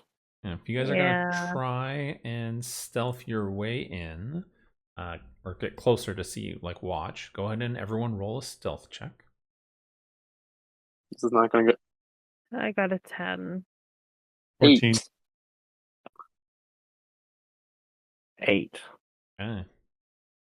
Everyone go ahead and make a perception check for me as well. 19. 22. 20. Okay. Okay. So, yeah, I'd say all of you guys, it's not super difficult. You guys try and find a spot where you can kind of move out of the way. You feel like you're hidden behind some bushes and a couple of boulders. just kind of watching the landscape. As you guys are there, there's actually a set of look to be like bandits or raiders that kind of walk past your location, and one of them laughs and goes, "What are you guys trying to be sneaky? You're not very good at this." And the two of them just kind of laugh, and then they walk into camp. Don't sound the alarm or anything. Interesting. Okay. That is very interesting. As you guys continue to observe, you do notice that there are other stragglers coming in from different directions. The same, coming from the west, so they're kind of following the same path you guys are. But they are small groups. There's a group of 5. There's a group of 3. The 2 that just passed. There's another group of 8. There's bandits, raiders, kobolds, all kinds of everything that was there in that attacked the town seem to be slowly working their way back in. Oh, jeez. It might be better to go now. What if we just go and act like we belong there?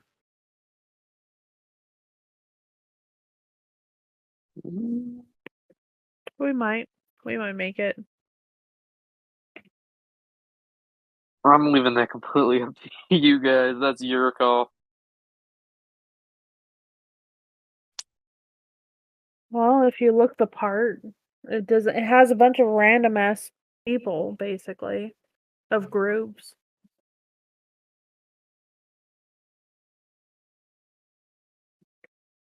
Yeah. We're not being sneaky. So. No, we're clearly not being sneaky. Yeah, Sneak is not in the cards today. Yeah, we might as well it just never was. get in. Yeah, I'd say we just walk in like we belong there. So that's the worst that could happen. Okay. You guys stand up and kind of dust yourselves off and march on in. As you guys approach the camp, you guys do not have to roll for this. You walk past the guard tower, which you realize is it's actually about a 20-foot tall guard tower. So it's 10 feet below the edge. And you find yourself in the ravine like you see here. We'll say, go ahead and put your characters on just for scope. But you guys are going to be kind of right in here. I'm going to ping for the moment. Oh my gosh. Forgot you guys are they're super so small. Yeah, you're like super small. Why? like 20 Because tall the camp texts, is very so we big. might actually. I was like, where is it? Oh no. Cool. Oh no, go away. Oh no, what did you do? She did the same thing I did and just kept clicking. Yeah, Okay. oh, this is hella big. This is a big map. Well, when the little scale at the bottom is anything to go by. Oh god. Yeah, I mean 300 feet, 100 feet. Yeah, you guys are very small. Okay, so you guys kind of follow the path into camp. You see the watchtower. As you guys are walking, you kind of merge in with other mercenary bands and bandits that are there. People are laughing and having a good time. A couple people are drinking, and there's a mix of different people here. There's kobolds, which seem to be keeping to themselves. Mostly, there's every kind of race imaginable, but everything from, you can see the rough and tumble bandits, sellsword, to the everyday mercenary here. They're celebrating and just their success.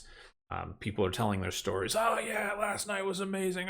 Look what we did. Oh, that was so great. We really took that camp, the town. They didn't know what was happening. A couple people were like, "Oh, did you see that dragon? Oh, that was so cool. Look at how they did attack the keep. That was awesome." There's definitely this sense of euphoria, and the security around camp is very, very lax at the moment. The camp itself, there's the guard towers, and you can see that the cliff edges go up about 20 feet at its highest back for you there. There's a variety of different tents and brush and things like that around. The tents right in front of you are made of like wood and bone poles. They're made of hide, mud, and sod. Typically, the cluster of tents at the beginning are decorated with animal skulls, and they're occupied by kobolds. So you're pretty much walking through the kobolds section of the camp. You do see that further into the camp seems to be more of like the humanoids. Seem to be better maintained, not so much in terms of just filth. So these would be kobolds right here. Ping, little ping. These are going to be kobolds as well. Same here. But there are a mingling of people everywhere. Just out of curiosity, you said they were mercenaries. Yes. Do they have any like mercenary logos on them that I would recognize? Make a perception check. 12. In all the chaos, there's nothing that you recognize offhand. No. Make a wisdom check for me too. We just not a save. It's just a wisdom roll. Straight wisdom. 6. Okay. Nothing for it then. Oh, So what do you guys want to do?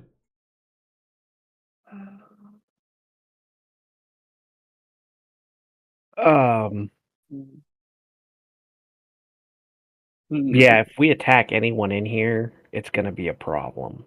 Yeah, it's gonna be bad.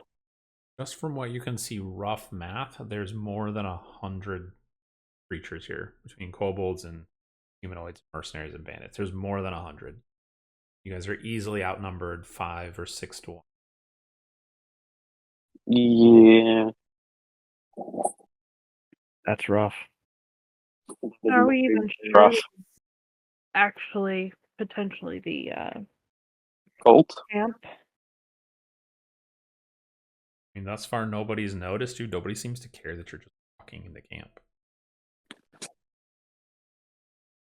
Oh, we treat it like a town.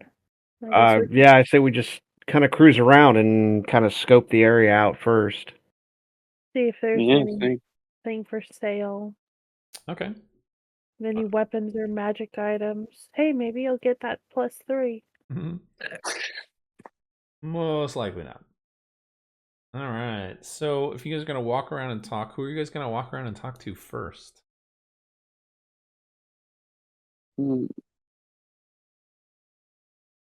Most of these are kobolds, aren't they, out here in front? Yeah, but I mean, there's a variety of different mercenaries and bandits that are kind of walking around, kind of heading towards the center of camp. You can stop them and talk to them too if you want. Okay. Cultists are probably going to have the most useful information, but cultists are going to be more Be the reluctant most to suspicious. share that information.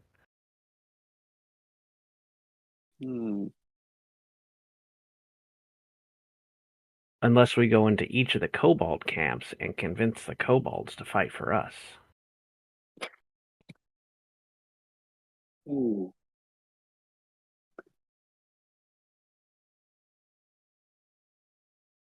That And then would just be have the nice. kobolds attack everybody. I feel like that probably wouldn't work very well, though. Yeah, nor would I. If we can convince them that people are planning to kill him, maybe, but that's... We can't even sneak. No. That is true. No, we can't. So, mercenaries may know some of what's going on around here. True. Let's talk to the first, genuine mercenary group that we see. Okay. Go ahead and make. You just walk up. There's a group of, we'll say, 5 of them. They're kind of celebrating, patting each other on the back, talking about how great it was the other night when they ransacked Greenness.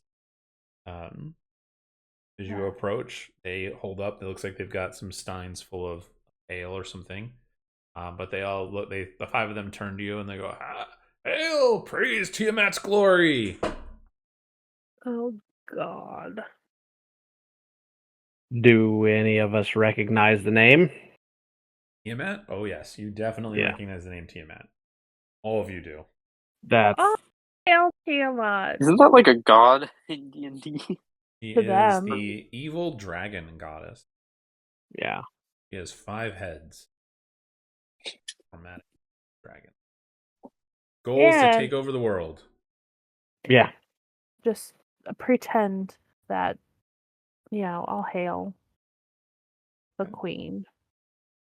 Do you say praise Tiamat's glory kind of back to them? Yeah. Yeah. Okay. They Gotta kind of be laugh safe and and sorry. one of them walks over and it goes, how much did you pillage from Greenest, that pathetic town? Kind of slaps, slaps Vastan on the back and looks at you. Vastan, how much did you pillage? I ransacked 3 houses myself. Hmm. I managed to ransack about the same as you. Very nice. See, you're well capable then. Perhaps I'll have to challenge you to a duel sometime. And he kind of laughs and takes a drink. You can totally tell he's Perhaps. not serious about this. Talk to them, say anything. Yeah, I was gonna Trying to respond back to formulate my Damage. questions. You guys could just stand I there was just gonna awkwardly. respond. They're gonna like walk away if you do. I was just gonna respond back with, maybe I'll take you up on that offer, as I'm chuckling a little. No. Slaps you on the back, and his buddies they kind of just laugh at each other. We've only just arrived back in camp, and where are you? Where are we dropping off all of our spoils from the night raid? Oh, same as always. The cave of the mouth cave at the mouth of the cave at the back of the camp, back of the ravine. Ah, right. One of them goes, Right. First raid with the cult? Yes. Yes. Hopefully it won't be your last. Maybe if you're lucky, they'll let you join them. One of the other mercenaries goes, fat chance. I've been doing this for 6 months and they've never offered me anything. Maybe it's time to prove ourselves. So, Oh, where's the next, since we just got in and this is our first go, when is the plan for the next raid gonna happen? Guy, the one that's got like talking to Ston kind of laughs and says, Gods if we know. It'll be whenever one of those half dragons decide to tell us. One of the other mercenaries kind of spits to the side. Yeah, either that'll be Resmir. The man's a sycophant like no other, but Resmir will probably tell us what to do. The name is spelled Rezmir.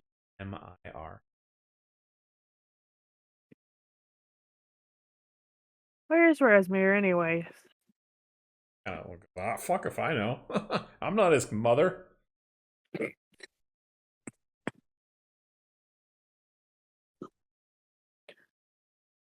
I guess we should go drop off the loot. Probably a good idea. They just kind of go back to their own stuff and continue walking in towards the center of camp, leaving you to be. Mm-hmm. Maybe we'll find something in the In the cave. cave.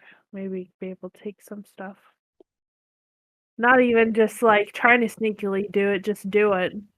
Be like this. well, they mentioned a half dragon, or half dragons, potentially plural. Yeah. All right. So as you guys continue to walk through camp, everyone go ahead and make a perception check for me here. These are just kind of observing and listening to what's going on. 21. 16. 9. Okay. So I'll start with the lowest. Lothartha got a 7. So Lothartha, you over here, kind of, or not really over here, you kind of can tell as you're walking by that the rest of the camp definitely does not seem to care for the kobolds, humanoids, the mercenaries, the bandits. There's definitely that subtle distinction between the kobolds are just kind of here, and the rest of the camp is like ostracizing them, like them kind of mentality. The kobolds don't seem to give a shit. That's really what you gather from that. Scar, as you kind of walk around, you notice that, and over here, that multiple people from the mercenary bands are overhearing and talking about the various raids they've gone through. They've done a lot of small raids to collect treasures and loots, and that Greenest was not only the closest to the camp, but also the biggest town they've. A lot of them are talking about how it was probably the most profitable, and to praise Tiamat's glory at such a successful raid. All right, Taltek, you overhear two things. That there is typically a group of hunters that bring in antelope and other large game, and you actually walk past them as they're bringing in their latest kill. And the crew, the cooks, and the team that kills and or does the prep for that mentions that you overhear them say that only the best cuts go to the mercenaries and the bandits, and then whatever's left over they just kind of throw to the kobold. Definitely not a lot of love lost there. There is also the name of a half blue dragon, Cyan Morath, who is camp's leader, Mondoth's right hand. Based on the description, you're pretty sure Cyanrath is the blue half dragon that you faced. Mm, Yeah. shocker. And that him and the other half dragons and the person that runs the camp have a tent or a camp setup, which is, I'll ping it for you here, Oh God, of and are course. usually nearby or there pretty regularly. You're gonna have to walk past that to get to the cave. Oh. Gaston, I you have a bed. you see and overhear that there is most of the manual labor being done in the camp is done by a group of prisoners. You're not really sure how many there are, but that most of them tend to typically die, either from being overworked or malnutrition. On top of that, there's a lot of talk, especially as you guys get closer to the cave, that Mother of Dragons, Tiamat in this case, shall return, and when that day comes, all the nations of the world tremble. But interestingly enough, right before you get to, I will say, about here, you overhear a group of mercenaries talking about a monk that seems to be a special interest to Resmir. And there's people are talking like, why would this creature alive? What is Resmir's hopes? What does she hope to learn from this monk? Regardless, nobody would want to be in that half elf's skin or what's left of it. Questioning gets serious. You guys get to right about where I pinged, and you guys all kind of stop, realizing that if you guys probably try to go too much further, kind of left most of the mercenaries behind at this point. You're getting more to where the cultists are, the actual cultists, and there's a good chance that you might be recognized. Figures. Oh. Yeah. Hmm. And then we don't know where Resmir is, unfortunately. Haven't. Have you? No. No. No. Hmm.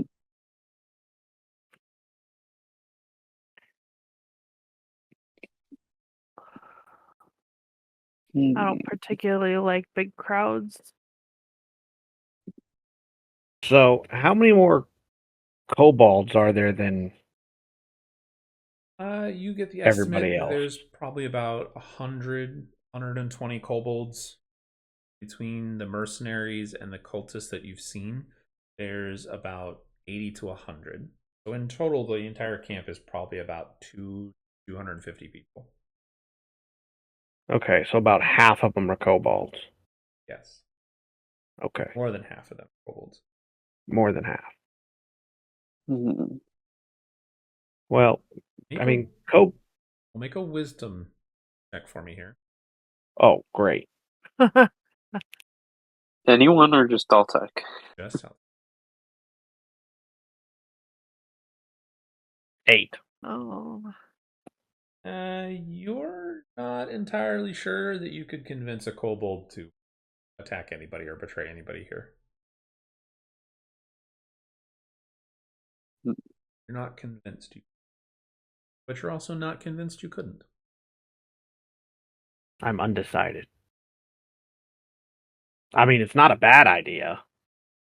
No, because you get the Mhm. mob mentalities going, it's going to be utter chaos, which is, I mean, Well, it also Yeah. provides us with an opening. that's true. If we could convince the kobolds to go at the mercenaries or at the Yeah, cultists, provide a distraction. right?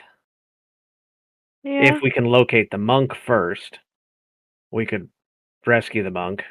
Prisoners are just going to slow us down. Yeah. but they would be good diversion or cannon fodder, potentially. Yeah, but they're just going to run. Hmm.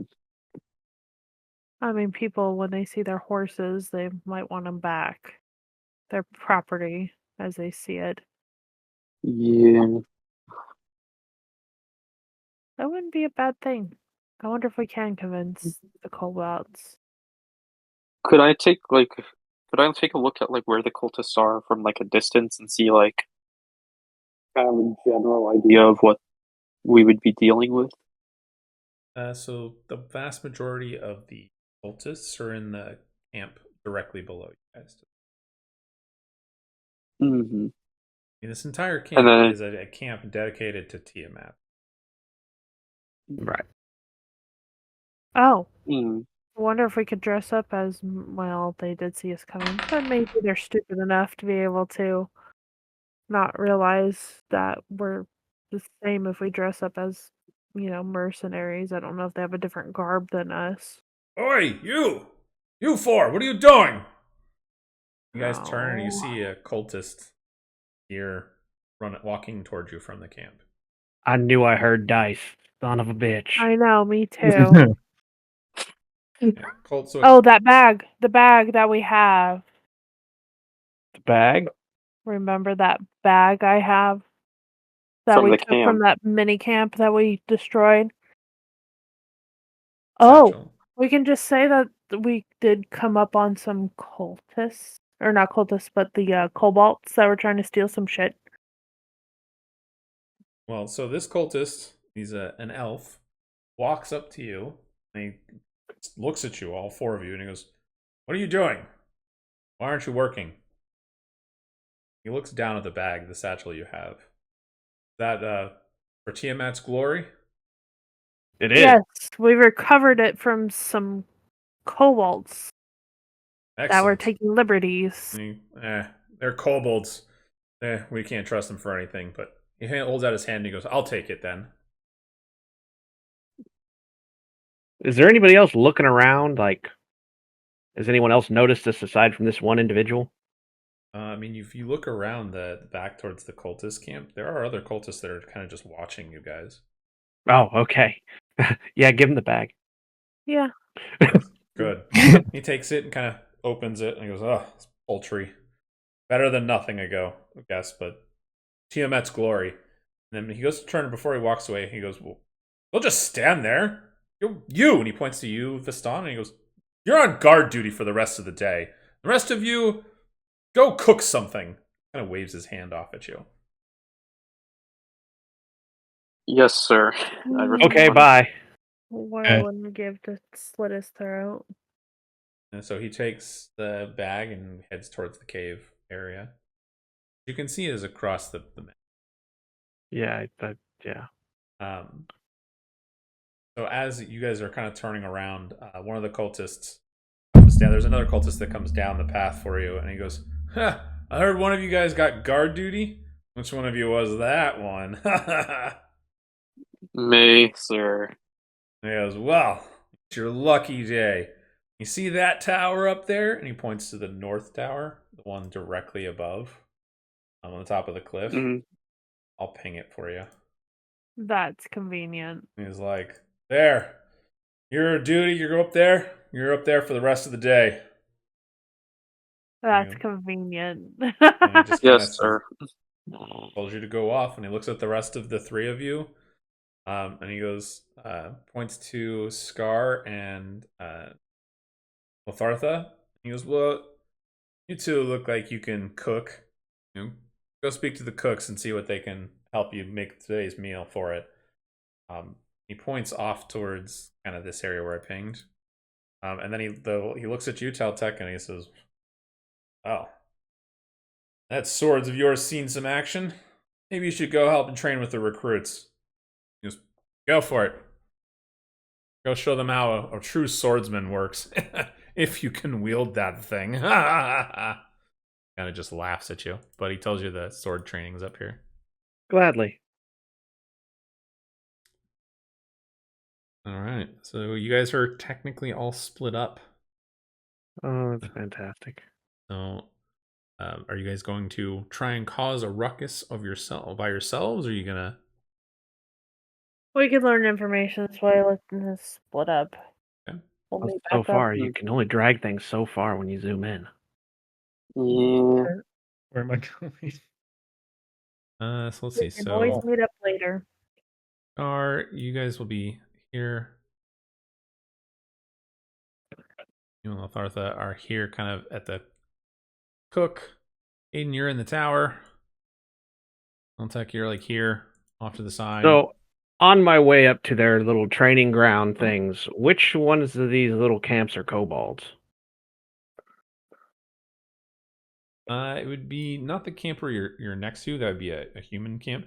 It'd be the two two furthest ones to the west. All right. So instead of going and doing as I'm told, I'm going to come down here and talk to the kobolds. Okay. What are you going to talk to them about? I'm going to tell them that the cultists are going to have the mercenaries kill them all because Okay. they don't trust them. Roll a persuasion check. They don't seem to believe They, you. yeah, I'm going with that. Yeah. So we're gonna come back to you in just a moment. Oh no.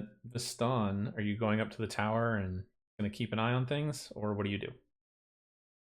I'm definitely gonna go up to the tower, and I presume I'm not the only one up there No, there's at the moment. another like mercenary guard that kind of climbs up after you, and two others kind of go down behind you. You're basically swapping places. The one guard that is up there with you, the mercenary, he kind of the dwarf, and he kind of rubs at his beard, and he looks just gangly and just like he's really not a healthy dwarf at all. His teeth are rotted, smells foul, and he spits, and he goes, "At least it's not, latrine duty." And kind of just leans against the tower, and that's it. He doesn't seem to care. Does not seem to care to be looking out for what's going on. Mm-hmm. I'm gonna kind of take a look around, not just like both like at the outskirts of like outside the ravine and around camp, Okay. but kind of. Yeah. So you see from where you are. So you're about at this point about 40 feet up off the ground. You're pretty high up. You can see everything. You can see that directly kind of to your south is the nicest tent and camp, and you can see that's where the half dragons are. You do see from a distance, you see two of them duck their heads into the tent and then disappear. You saw the blue one, and then you saw one that was a black scaled one. You can definitely tell that there is a division in the camp. The humans, or the humanoids, tend to stay away from the kobolds. As the time goes on, you see the camp go from being more chaotic and just kind of carefree to having a sense of order. There are guard patrols that are starting to go around. Mercenaries are starting to actually go about their daily duties, tending to weapons, their armor, their equipment, cooking food, or whatever they need to do. The kobolds are definitely just kind of off doing their own thing for the most part. But the chaos that was the camp earlier when you guys snuck in is starting to go away, and you start to see that there's definitely starting to be an order to everything for it.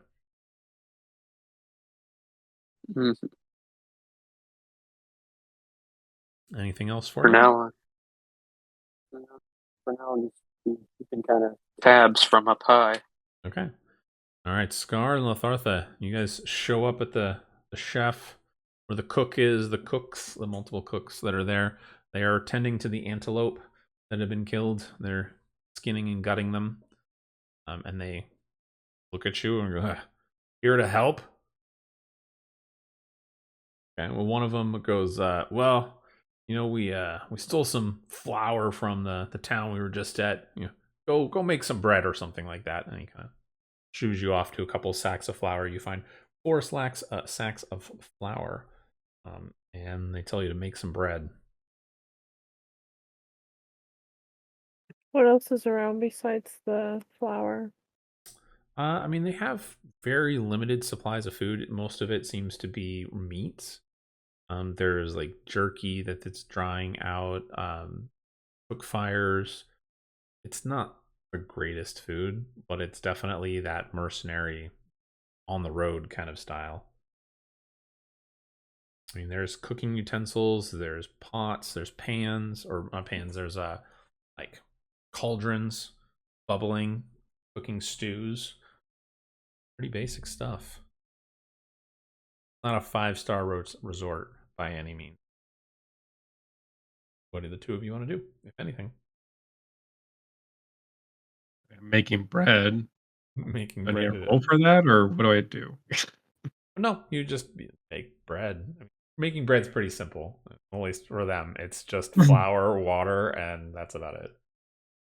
They're not even going to add salt to it. That's bad. That's gonna be terrible. Not going to taste great, but they probably have not had bread in a long time, and they're going to be grateful for it. That soldier mercenary life, you take what you. Is there any openings under, like, towards the bottom of the tent or whatever? So all the cooking's happening outside, so there's nothing inside the tent. Or you're not inside the tent. Oh, I see. Okay. Is there a bunch of people around? How is it looking? So there's maybe about 10 people around, not including the two of you. And do they notice, or are we pretty much invisible to them? As in, just like, are they completely engrossed into what they're doing? I mean, what are you trying to do, or what do you want to do? Because what I'm thinking is if I could get some of the supplies and take them to, make it look like the kobolds are stealing shit. I mean, you definitely could get into the tents that have supplies, but walking away with them is definitely not going to be possible. Okay. There's enough people around where they're going to notice you trying to take stuff. I'm just trying to think about. It's fine. I mean, gonna be obviously making some shit in the meantime. Okay. So as you're making the bread and helping Scar with that, here is what happens. Fortunately, Taltek, you trying to convince the kobolds to rise up against the cultists does not go over well at all. Oh no. Let's try. And after maybe about 20 minutes, one of the kobolds kind of shuffles off and comes back about 10 minutes later with 4 mercenaries and 3 cultists. And the kobolds are outside. They're kind of like, no, we're not going to betray them. They're Tiamat. They love Tiamat. Blah. And the cultist kind of walks up to you and goes, "What the fuck is going on here?" And the kobold that went with him goes, him, he's trying to make us betray Tiamat. They all turn and look at you.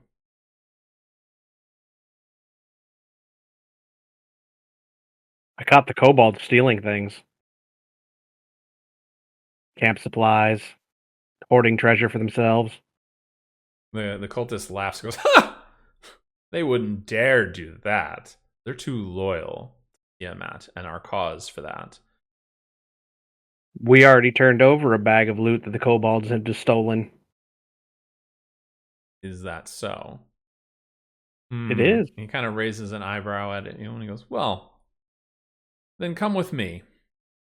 Turns and starts marching or like back down towards the center of camp.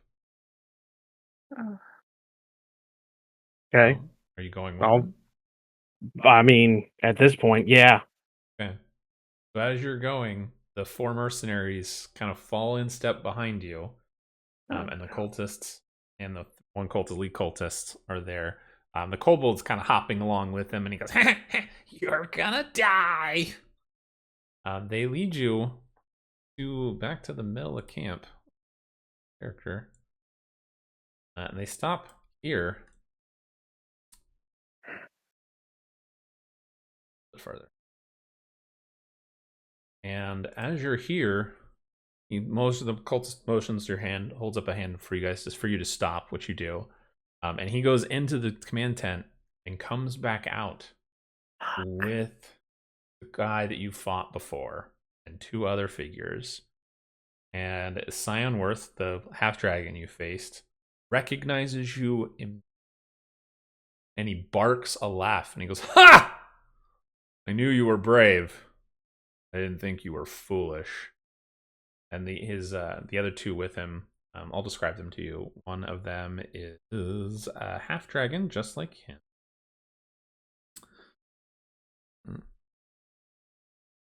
I'll pull up their stats, be easier. I'm just gonna say this. I have a bad feeling about this. Says the guy standing up in the tower. Yeah.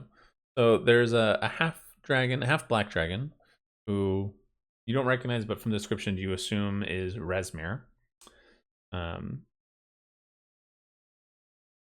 Let's see. It's a female, but she's a caster of some kind. But she has a great sword at her hip, or on her back, I should say. And then there's obviously this guy, Sansworth. He's got the spear for it as well, who you recognize. And then the other one is, I'll get you the pictures of all these. There's a female elf, or I'm sorry, human, that's standing there as well. She seems to be the one that's named Mondoth, kind of the leader of the camp. There. Let me get their pictures for you so you know. So I'll be the first one to say this really didn't go according to plan. Maybe it'll work in your favor. So far, really hasn't. So the first one is the blue half dragon. That is Scion. Worth. And the second one is the the black half dragon, Resmir. Third one is gonna be the Mondoth, one that's in charge of the camp. The Sionworth looks at you and motions to the other guards, and they grab you from behind and push you down, and they strip your weapons and equipment from you. And he tells you, he steps up to you and he says, "Where are your compatriots, or were you foolish enough to come alone?" I came with the kobolds. He laughs and he goes, "Are you telling me that you're joining us now?" Ah! Well, it would make more sense to join the stronger force. The village had nothing to offer. Make a deception check for me here. I mean, is it really deception if it's true? You're trying to convince them you're looking to join them. 19. Ooh. Ooh. Thank Oh, God. come on. Sorry, they don't believe you. They rolled 2 of them rolled natural 20s. How many did you roll? Yeah. They Perfect. so Almost got away with it.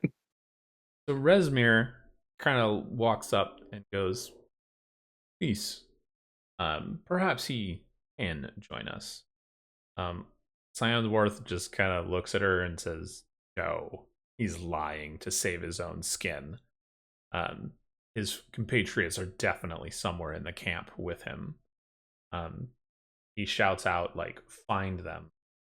And the cultists kind of start to spread out. Keaton, Baston, from where you are, you can't hear any of this, but you can see Altec has definitely been captured, stripped all Maybe of you his could gear from throw him. your sword at somebody useful and burn down the camp. So Baston, you see this, and you want to make a intelligence check, just a straight intelligence roll. Okay, that's not going to go over well. Please roll high. 12. Okay, it's high enough. You're pretty sure that if the cultists go, "Oh, I recognized him and I sent his friends to go do things," they're going to know exactly where you are. They're going to come for you. So you either stay here and wait to be captured, or you can try and run away and blend in, or do something else. It's up to you. I'm gonna tell the guy who's next to me, I need to go use the latrine. I'll be back. All right, whatever. Hmm. And I'm as gonna you're move. kind of climbing down the ladder, he kind of looks at you for a moment, undoes his pants, and then starts peeing off the side of the tower. Starts laughing. Should have just done this.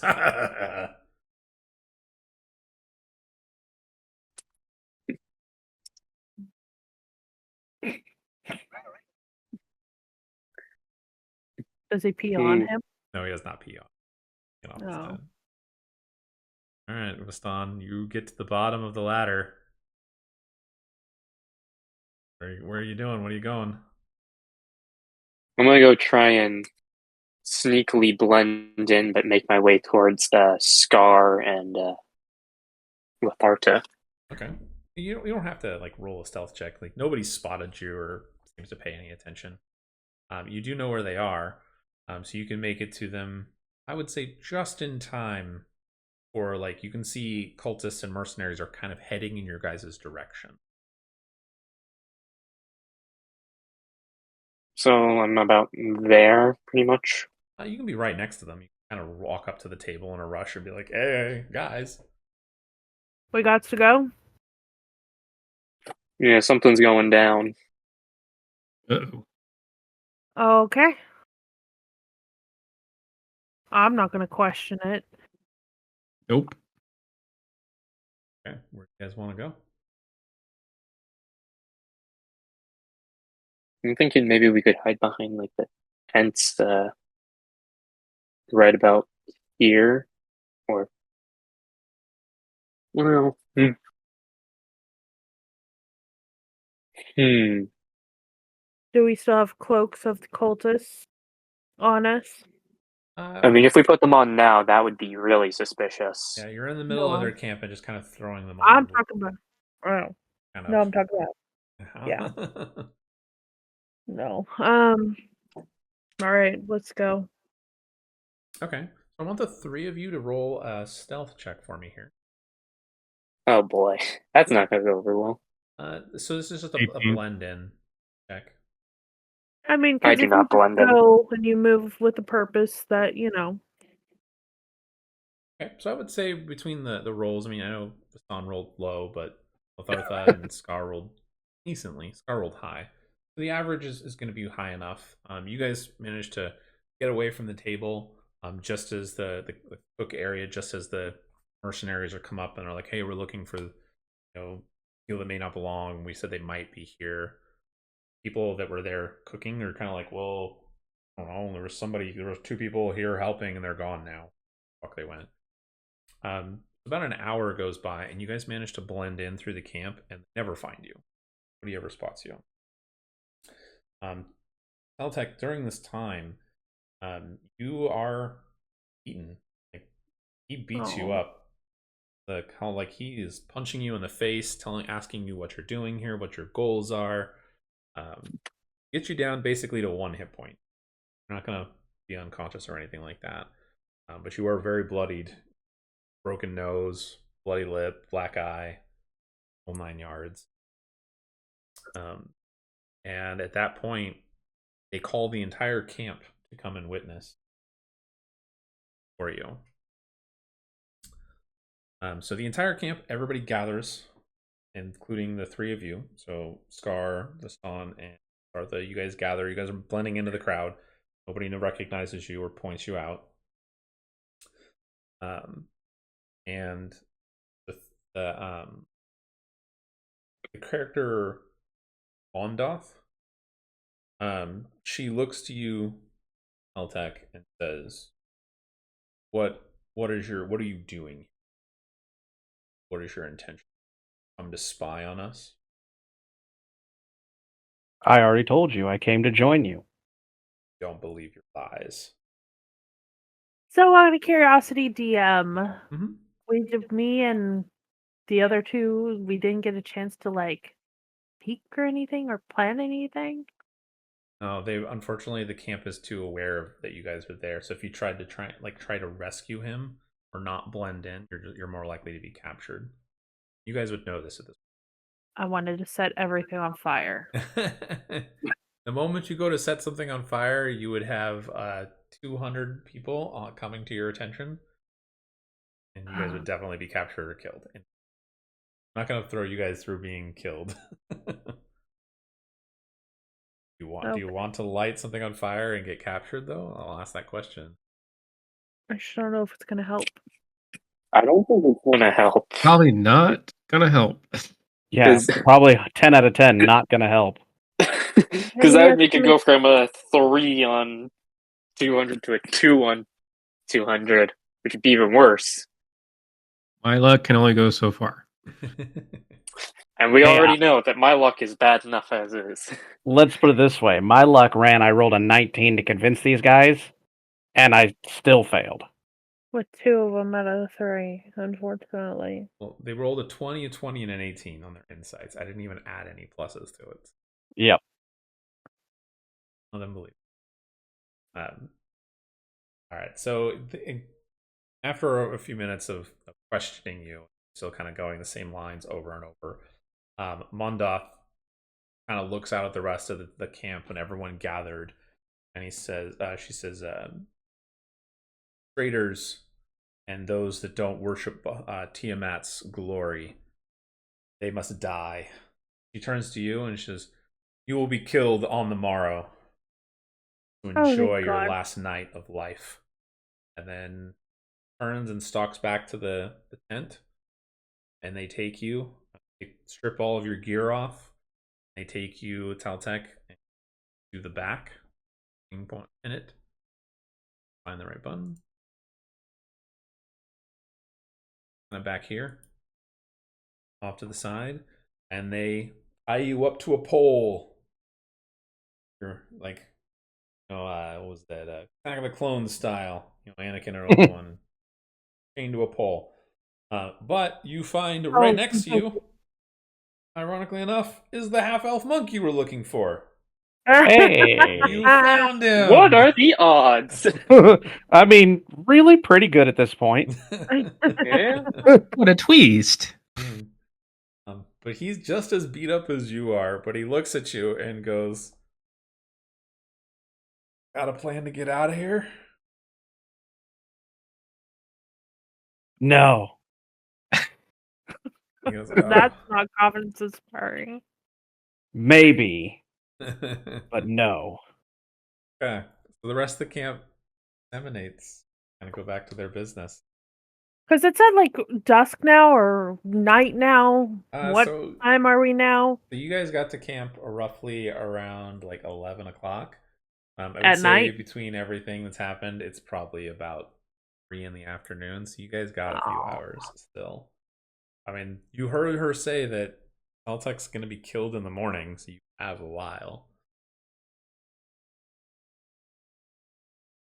Yeah.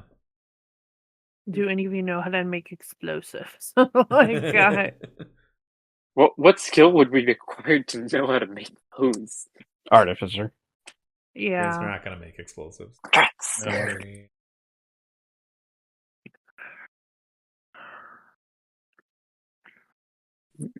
Because if we could simultaneously set things on fire and make a diversion.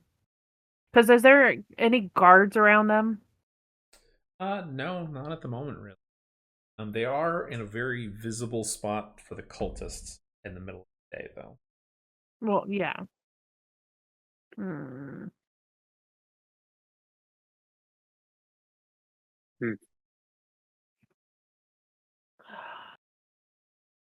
Because we'll see. We might be able to see him off in the distance and clearly know. Obviously, that's our dragon Yeah. friend. Yeah, when you guys witnessed like there's the crowd gathered to watch like him getting beaten and questioned, you could definitely tell it was Caltech. Gotta figure out how to We- get him out. Yeah, we definitely got to plan some way to help him. Okay, so while you guys think of a plan, Caltech, what are you doing? Again, you're at 1 hit point.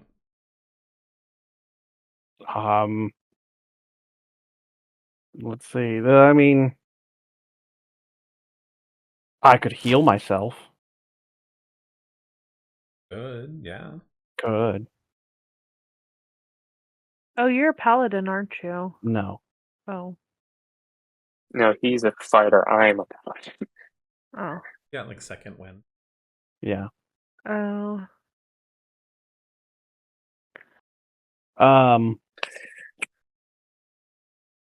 Suppose I'll talk to the monk. Okay. Tell him that his apprentice, I suppose, right, Yeah. would send us here to look for him. Okay. He goes, oh. And so far, it's going well. He kind of laughs a little and goes, yeah, you're doing oh so great. And he kind of Hey, I found you. he licks his lips, and you can tell he's parched. He's clearly hasn't had any water at the very least. Probably not any food for at least several days. But he kind of goes, "Oh, nice of him to send you after me.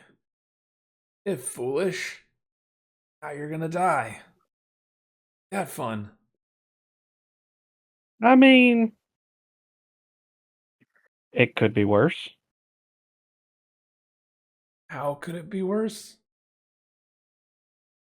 I don't know. It's a thing people say. I guess it is a positive outlook.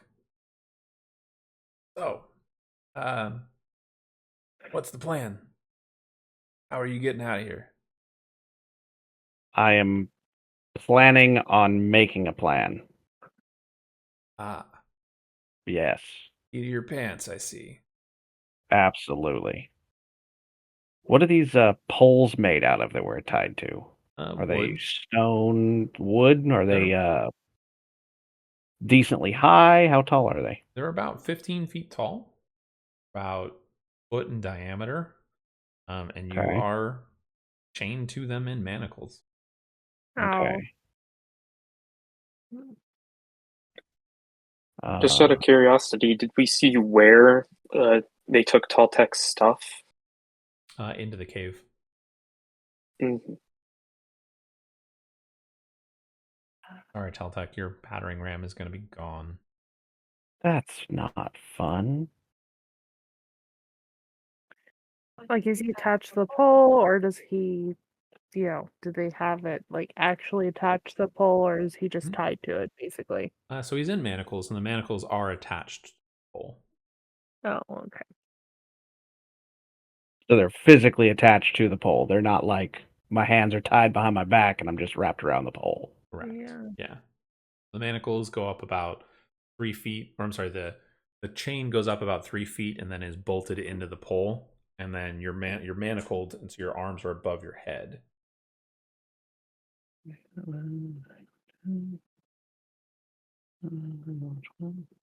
So the bolt's basically at the top of the pole. Maybe about Pretty halfway close. up the pole. Oh, because my head's about halfway up the pole. It's a 15-foot tall pole. Yeah. Yeah, so I mean the manacle or the bolt is probably like you could reach up and grab it. You're tall enough for it. Can I try to yank it out? Yeah, go ahead and make a strength check. Oh 22. shit! Okay. So you kind of reach up, you're like pulling on it. You manage to get your hands around the bolt, and at one point, like a couple of cultists walk by and kind of mock you. They're maybe about 50 feet away. They don't seem to want to get any closer, but you kind of wait for them to leave, and then you pull on the bolt. And at first, you don't feel anything. You keep trying for a little bit, and then after about half an hour of just yanking on it, you feel the bolt budge, and it comes about halfway out. The Leoshin kind of looks at you, and he goes, "Well, yeah, it's a good idea, but you probably want to wait until it's dark to do that." That's probably a good point. At least he loosened it. That's a good point. Hmm. Yeah, let's go ahead and not yank it all the way out yet. But like just right to the edge where I just one good pull and it goes. Okay.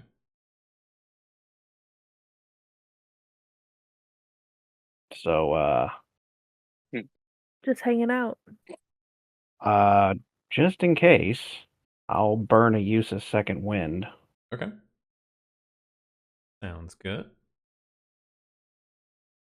Why does it always go in the corner where I can't see it? How it tends to be. 5. So while you're waiting, 6 is better than 0.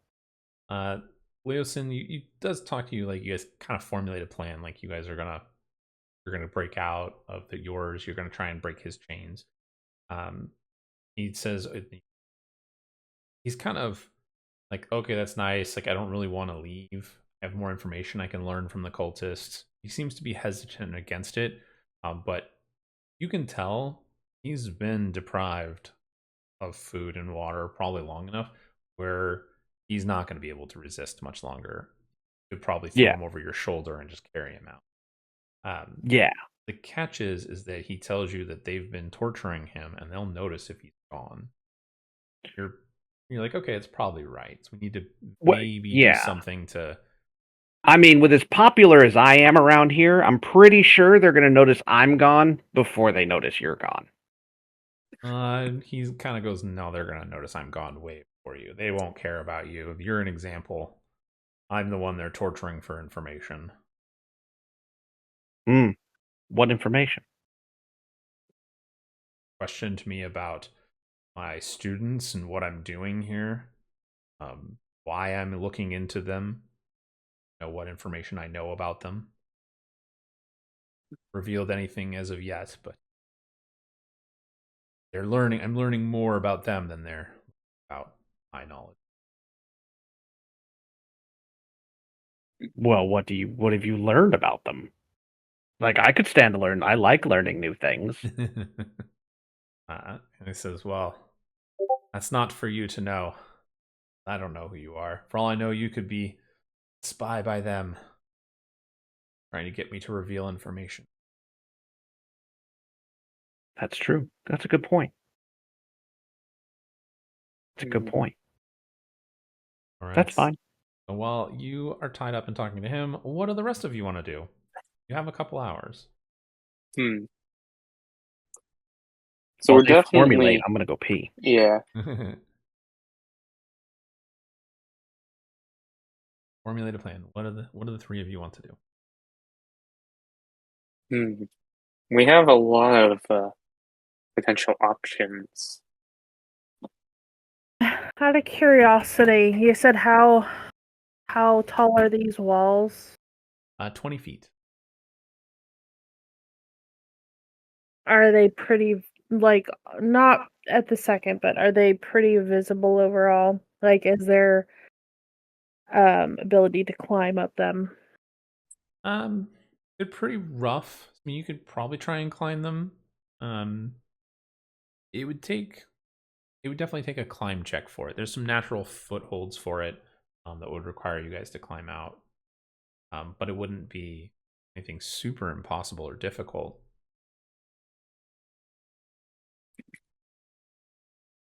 Let's see. You want us to climb up to have advantage? Because I'm thinking that you might be able to get up the wall and then go around to about where they're at. Okay. Okay. Try to get them out that way. So are you going to We try could this during the day potentially? It'd be more be dusk better. out, like more towards the night, because it's gonna be seen. Yeah, I'm during the definitely day. thinking, depending on how many guys are still out at night, about potentially lighting some of the camps on fire from like a distance, sort of thing. How would you light them on fire from a distance? Wait, Well, we're I have lighting me on fire? No, not you. Oh. Sorry, that's what I came back to. We can light them on fire from a distance. Yes, we're totally going to burn Teltec to the ground. Yeah, On the whole. I mean, Knowing my at this look, point, that's it's kind of, guaranteed. it's kind of modus operandi for, I mean, it's how this is Gusto. going so far. Yeah. Yeah. I was thinking of like potentially like lighting the tip of an arrow on fire and, shooting it from a distance into like uh say like around this area. Well, more like there. Okay. I missed that. Can you go back or do your pointer thing? I was thinking of like potentially like shooting an arrow where I like lit the tip of it on fire Yeah. into like some tents like around here, but from like a distance to where I'd be kind of in stealth, and then I'd be also able to quickly run over and get up onto the top of the wall just to cause some chaos. You like some DM advice right now? Yes. Sure. Sure. So your best advantage right now is that they haven't found you. Yeah. Lighting a tent on fire, how many people there are? Well, you might get one tent. You're probably not going to get more than. And if you shoot an arrow, you're going to signal where. Mm. The other catch is well, Keaton, I know you want to do these tents. You guys are going to get to Taltec wounded or weak at the moment. You have to get the elf well. True. So you guys would have to run this direction, essentially. People are going to be coming to this here to deal with fires here. Yeah. So you're going to have cultists coming from this direction, this direction. Yeah. I mean, stealth right now is your best. They're not aware of you. Not looking for you necessarily right now. They're not like people are keeping an eye out, but nobody's actively like pulling back cloaks, like the hood of the cloak, going, "Oh, are you this person?" I wonder if we have like, you know what? If we can steal another, if we see some cloaks, Yeah. So that way we can cover them and get them out. well, your idea earlier about the cloaks or the like cultist garb is a good idea.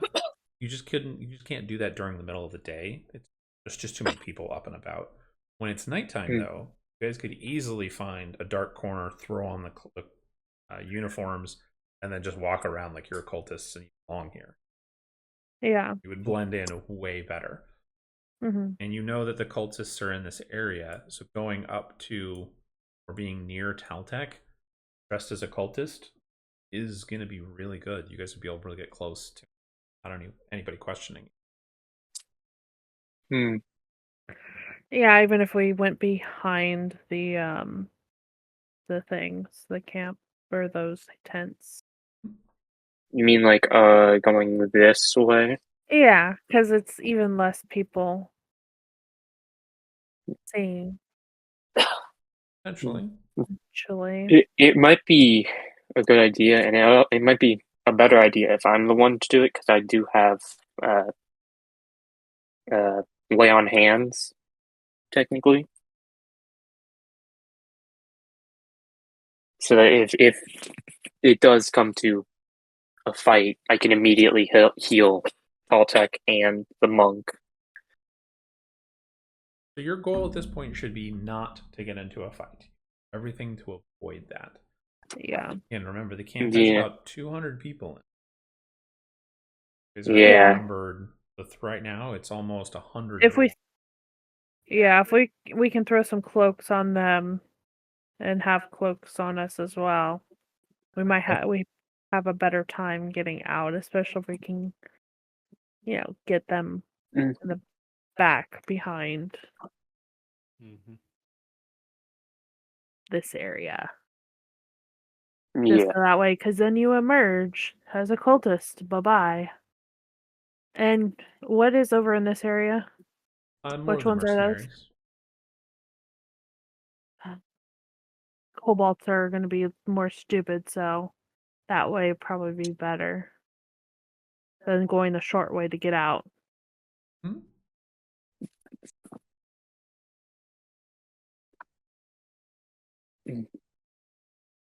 Alright, so you guys want to enact that plan? Basically, wait until night, throw on the cultist garb, and see what you guys can do? Yep. Sure. Yeah, I want to make sure to also get some garbs for them too. Okay. So night comes.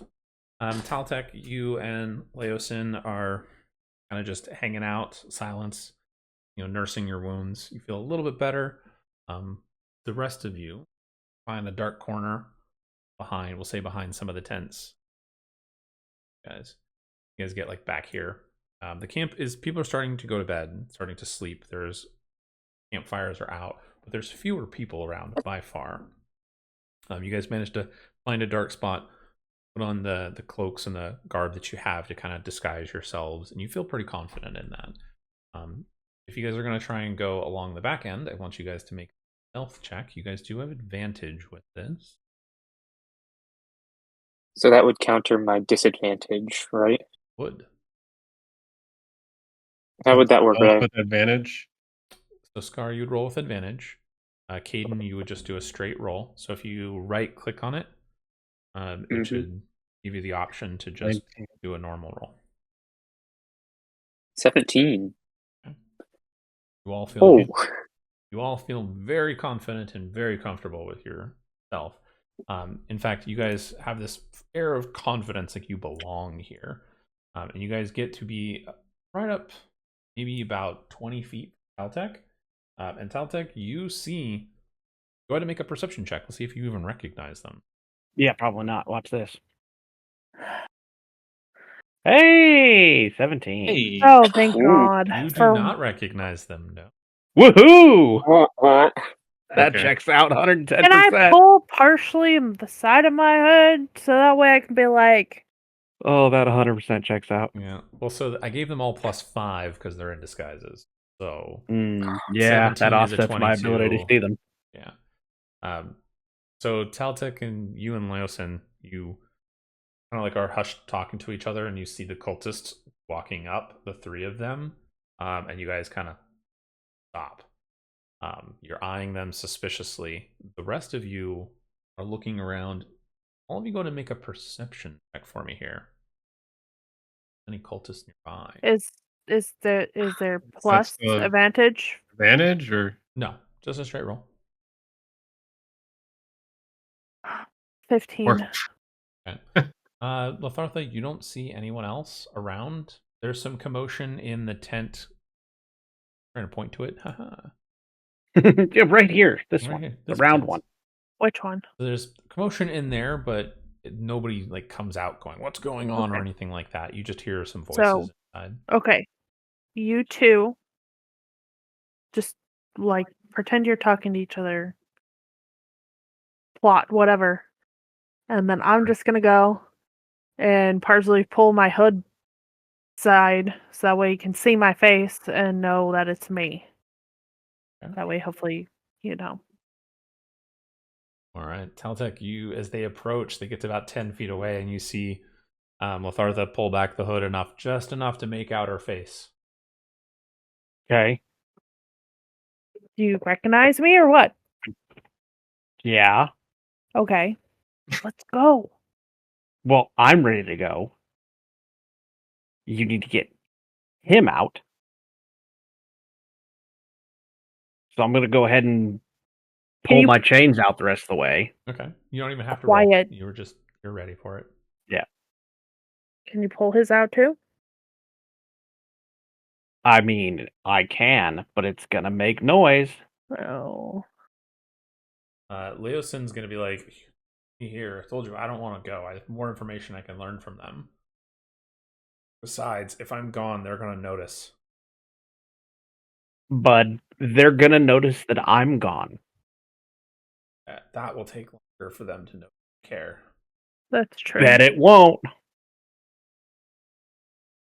Are you trying to stay here? Wants to. I mean, he wants to stay here. He wants to know more How about. about you, Teltec? Me? I don't care. Let's go. Okay, let's go. Okay, bye, Just guy. Tell him that will come back for him eventually. Also, remember his student wanted you to rescue him. Yeah. Yeah. We That's should definitely true. rescue him. Okay. 'Cause, Does I mean- anybody have any lock picking or the No, ability you need to? unless somebody has a thieves kit, it's you can't lock pick. You're not gonna be lock picking. I would have to physically pull the bolt out of his chains. I think the two of us, Softek, you and I, could do that with ease. And be quiet at it too? I don't know how that would You can work. Try. What a strength plus a stealth check? Not necessarily. Oh boy. All right. Here we DM's go. advice? So if you guys are both gonna do it, one of you roll with advantage. The other one's helping them. Okay. I'm assuming our strength is probably the same. Mine is 18. Mine's 19. My plus is +4. You're both will be the same, +4. Yeah, I figured.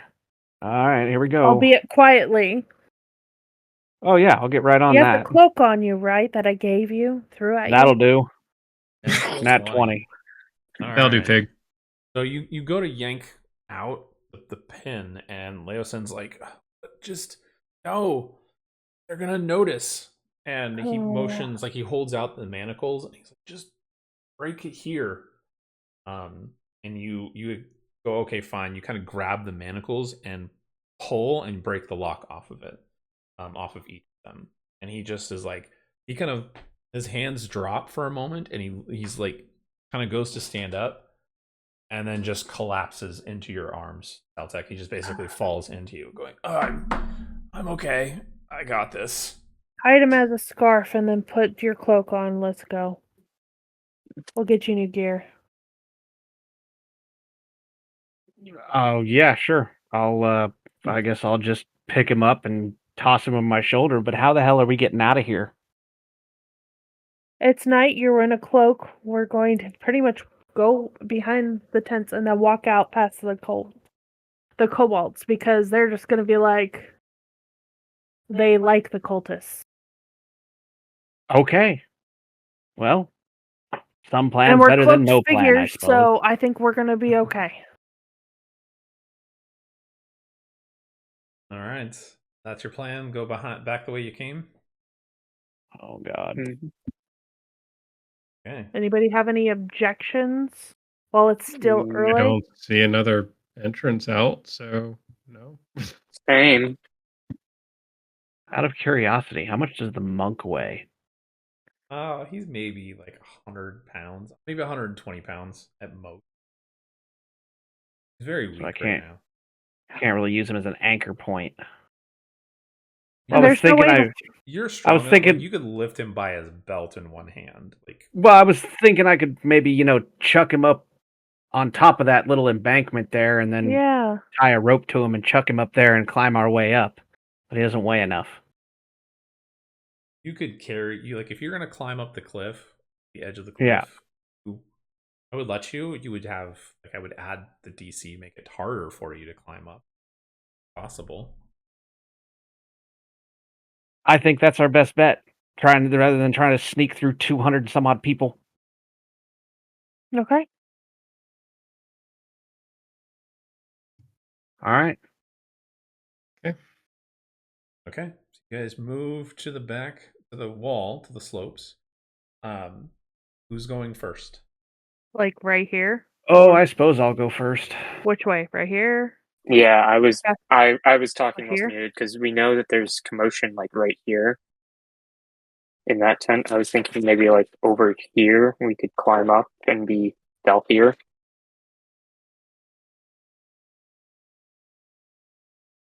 Because that looks like it's shorter technically right here than it would be like right here. I So think it would. For game mechanics, it's 20 feet, no matter where you Yeah. are. Okay. So are we doing it here or here? A or B? I would say like right here, like right in this area. Okay.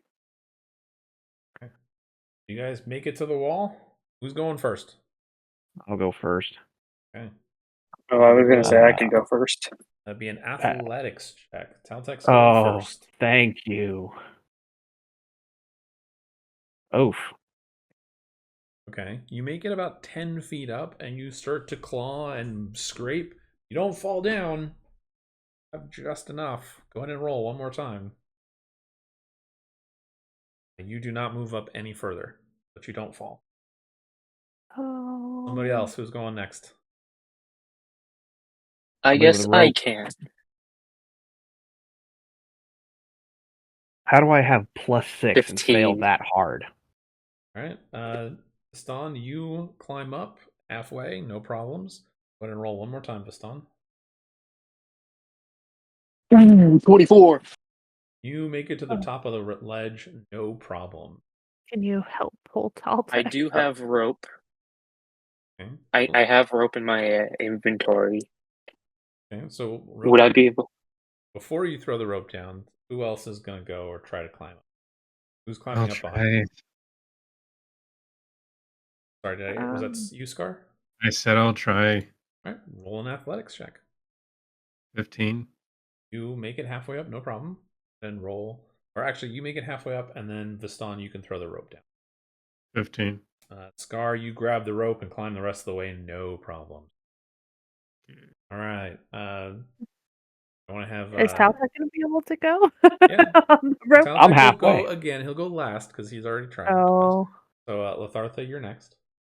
How far down is that rope?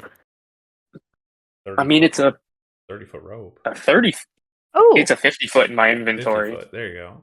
cool. I'm going to climb up the thing. Okay, so make an athletics check. 17. Okay, you make it up halfway, no problem. Go ahead and roll again. Oh, pull me up if I don't make it.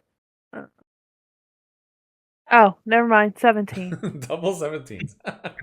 you make it Yay. up just fine. All right, Teltech. You're All right. halfway up the cliff. Everyone's kind of scurrying up past you, and your handholds, or you get a few feet, you slide, get back up. The person carrying Leoshin on your shoulder is making it difficult. He's wiggling about. Go ahead and roll again, athletics check. See if you can make it the rest of the way. 19. You make it up the rest of the way. You grab onto that rope that Viston has thrown down to you. You grab it, and he pulls you up. The moment you guys get up to the top, you hear shouting. An alarm goes off. Dash. Yep, time to Get the go. fuck out of Dodge. Goes ballistic. 110% time to go. Yeah, GTFO times 1,000. Okay. We're out. I will say throughout the night, you guys book it. You pull that Gimli, Legolas, and Aragon moment where you're running across the plains. The running avoiding montage. everything. And you make it back to Greenest first thing in the morning, where we will pick up. Oh, I like your I've been plan. sweating bullets. So there's one catch-22, and this has No. to do with Altec. Sorry, my friend. I have no gear. You are Naked? almost naked. You have your like a set of clothing on, but nothing else. Yep. No armor, no weapons, anything. I'll get you some Yeah. more weapons. At least he has a cloak on, a cultist outfit at the moment. Yeah. Well, first you started out with a headache, and now you have no clothes. Yeah. That sounds like a rough night. Sounds like a drunken bender. Yep, very, very rough night. Right.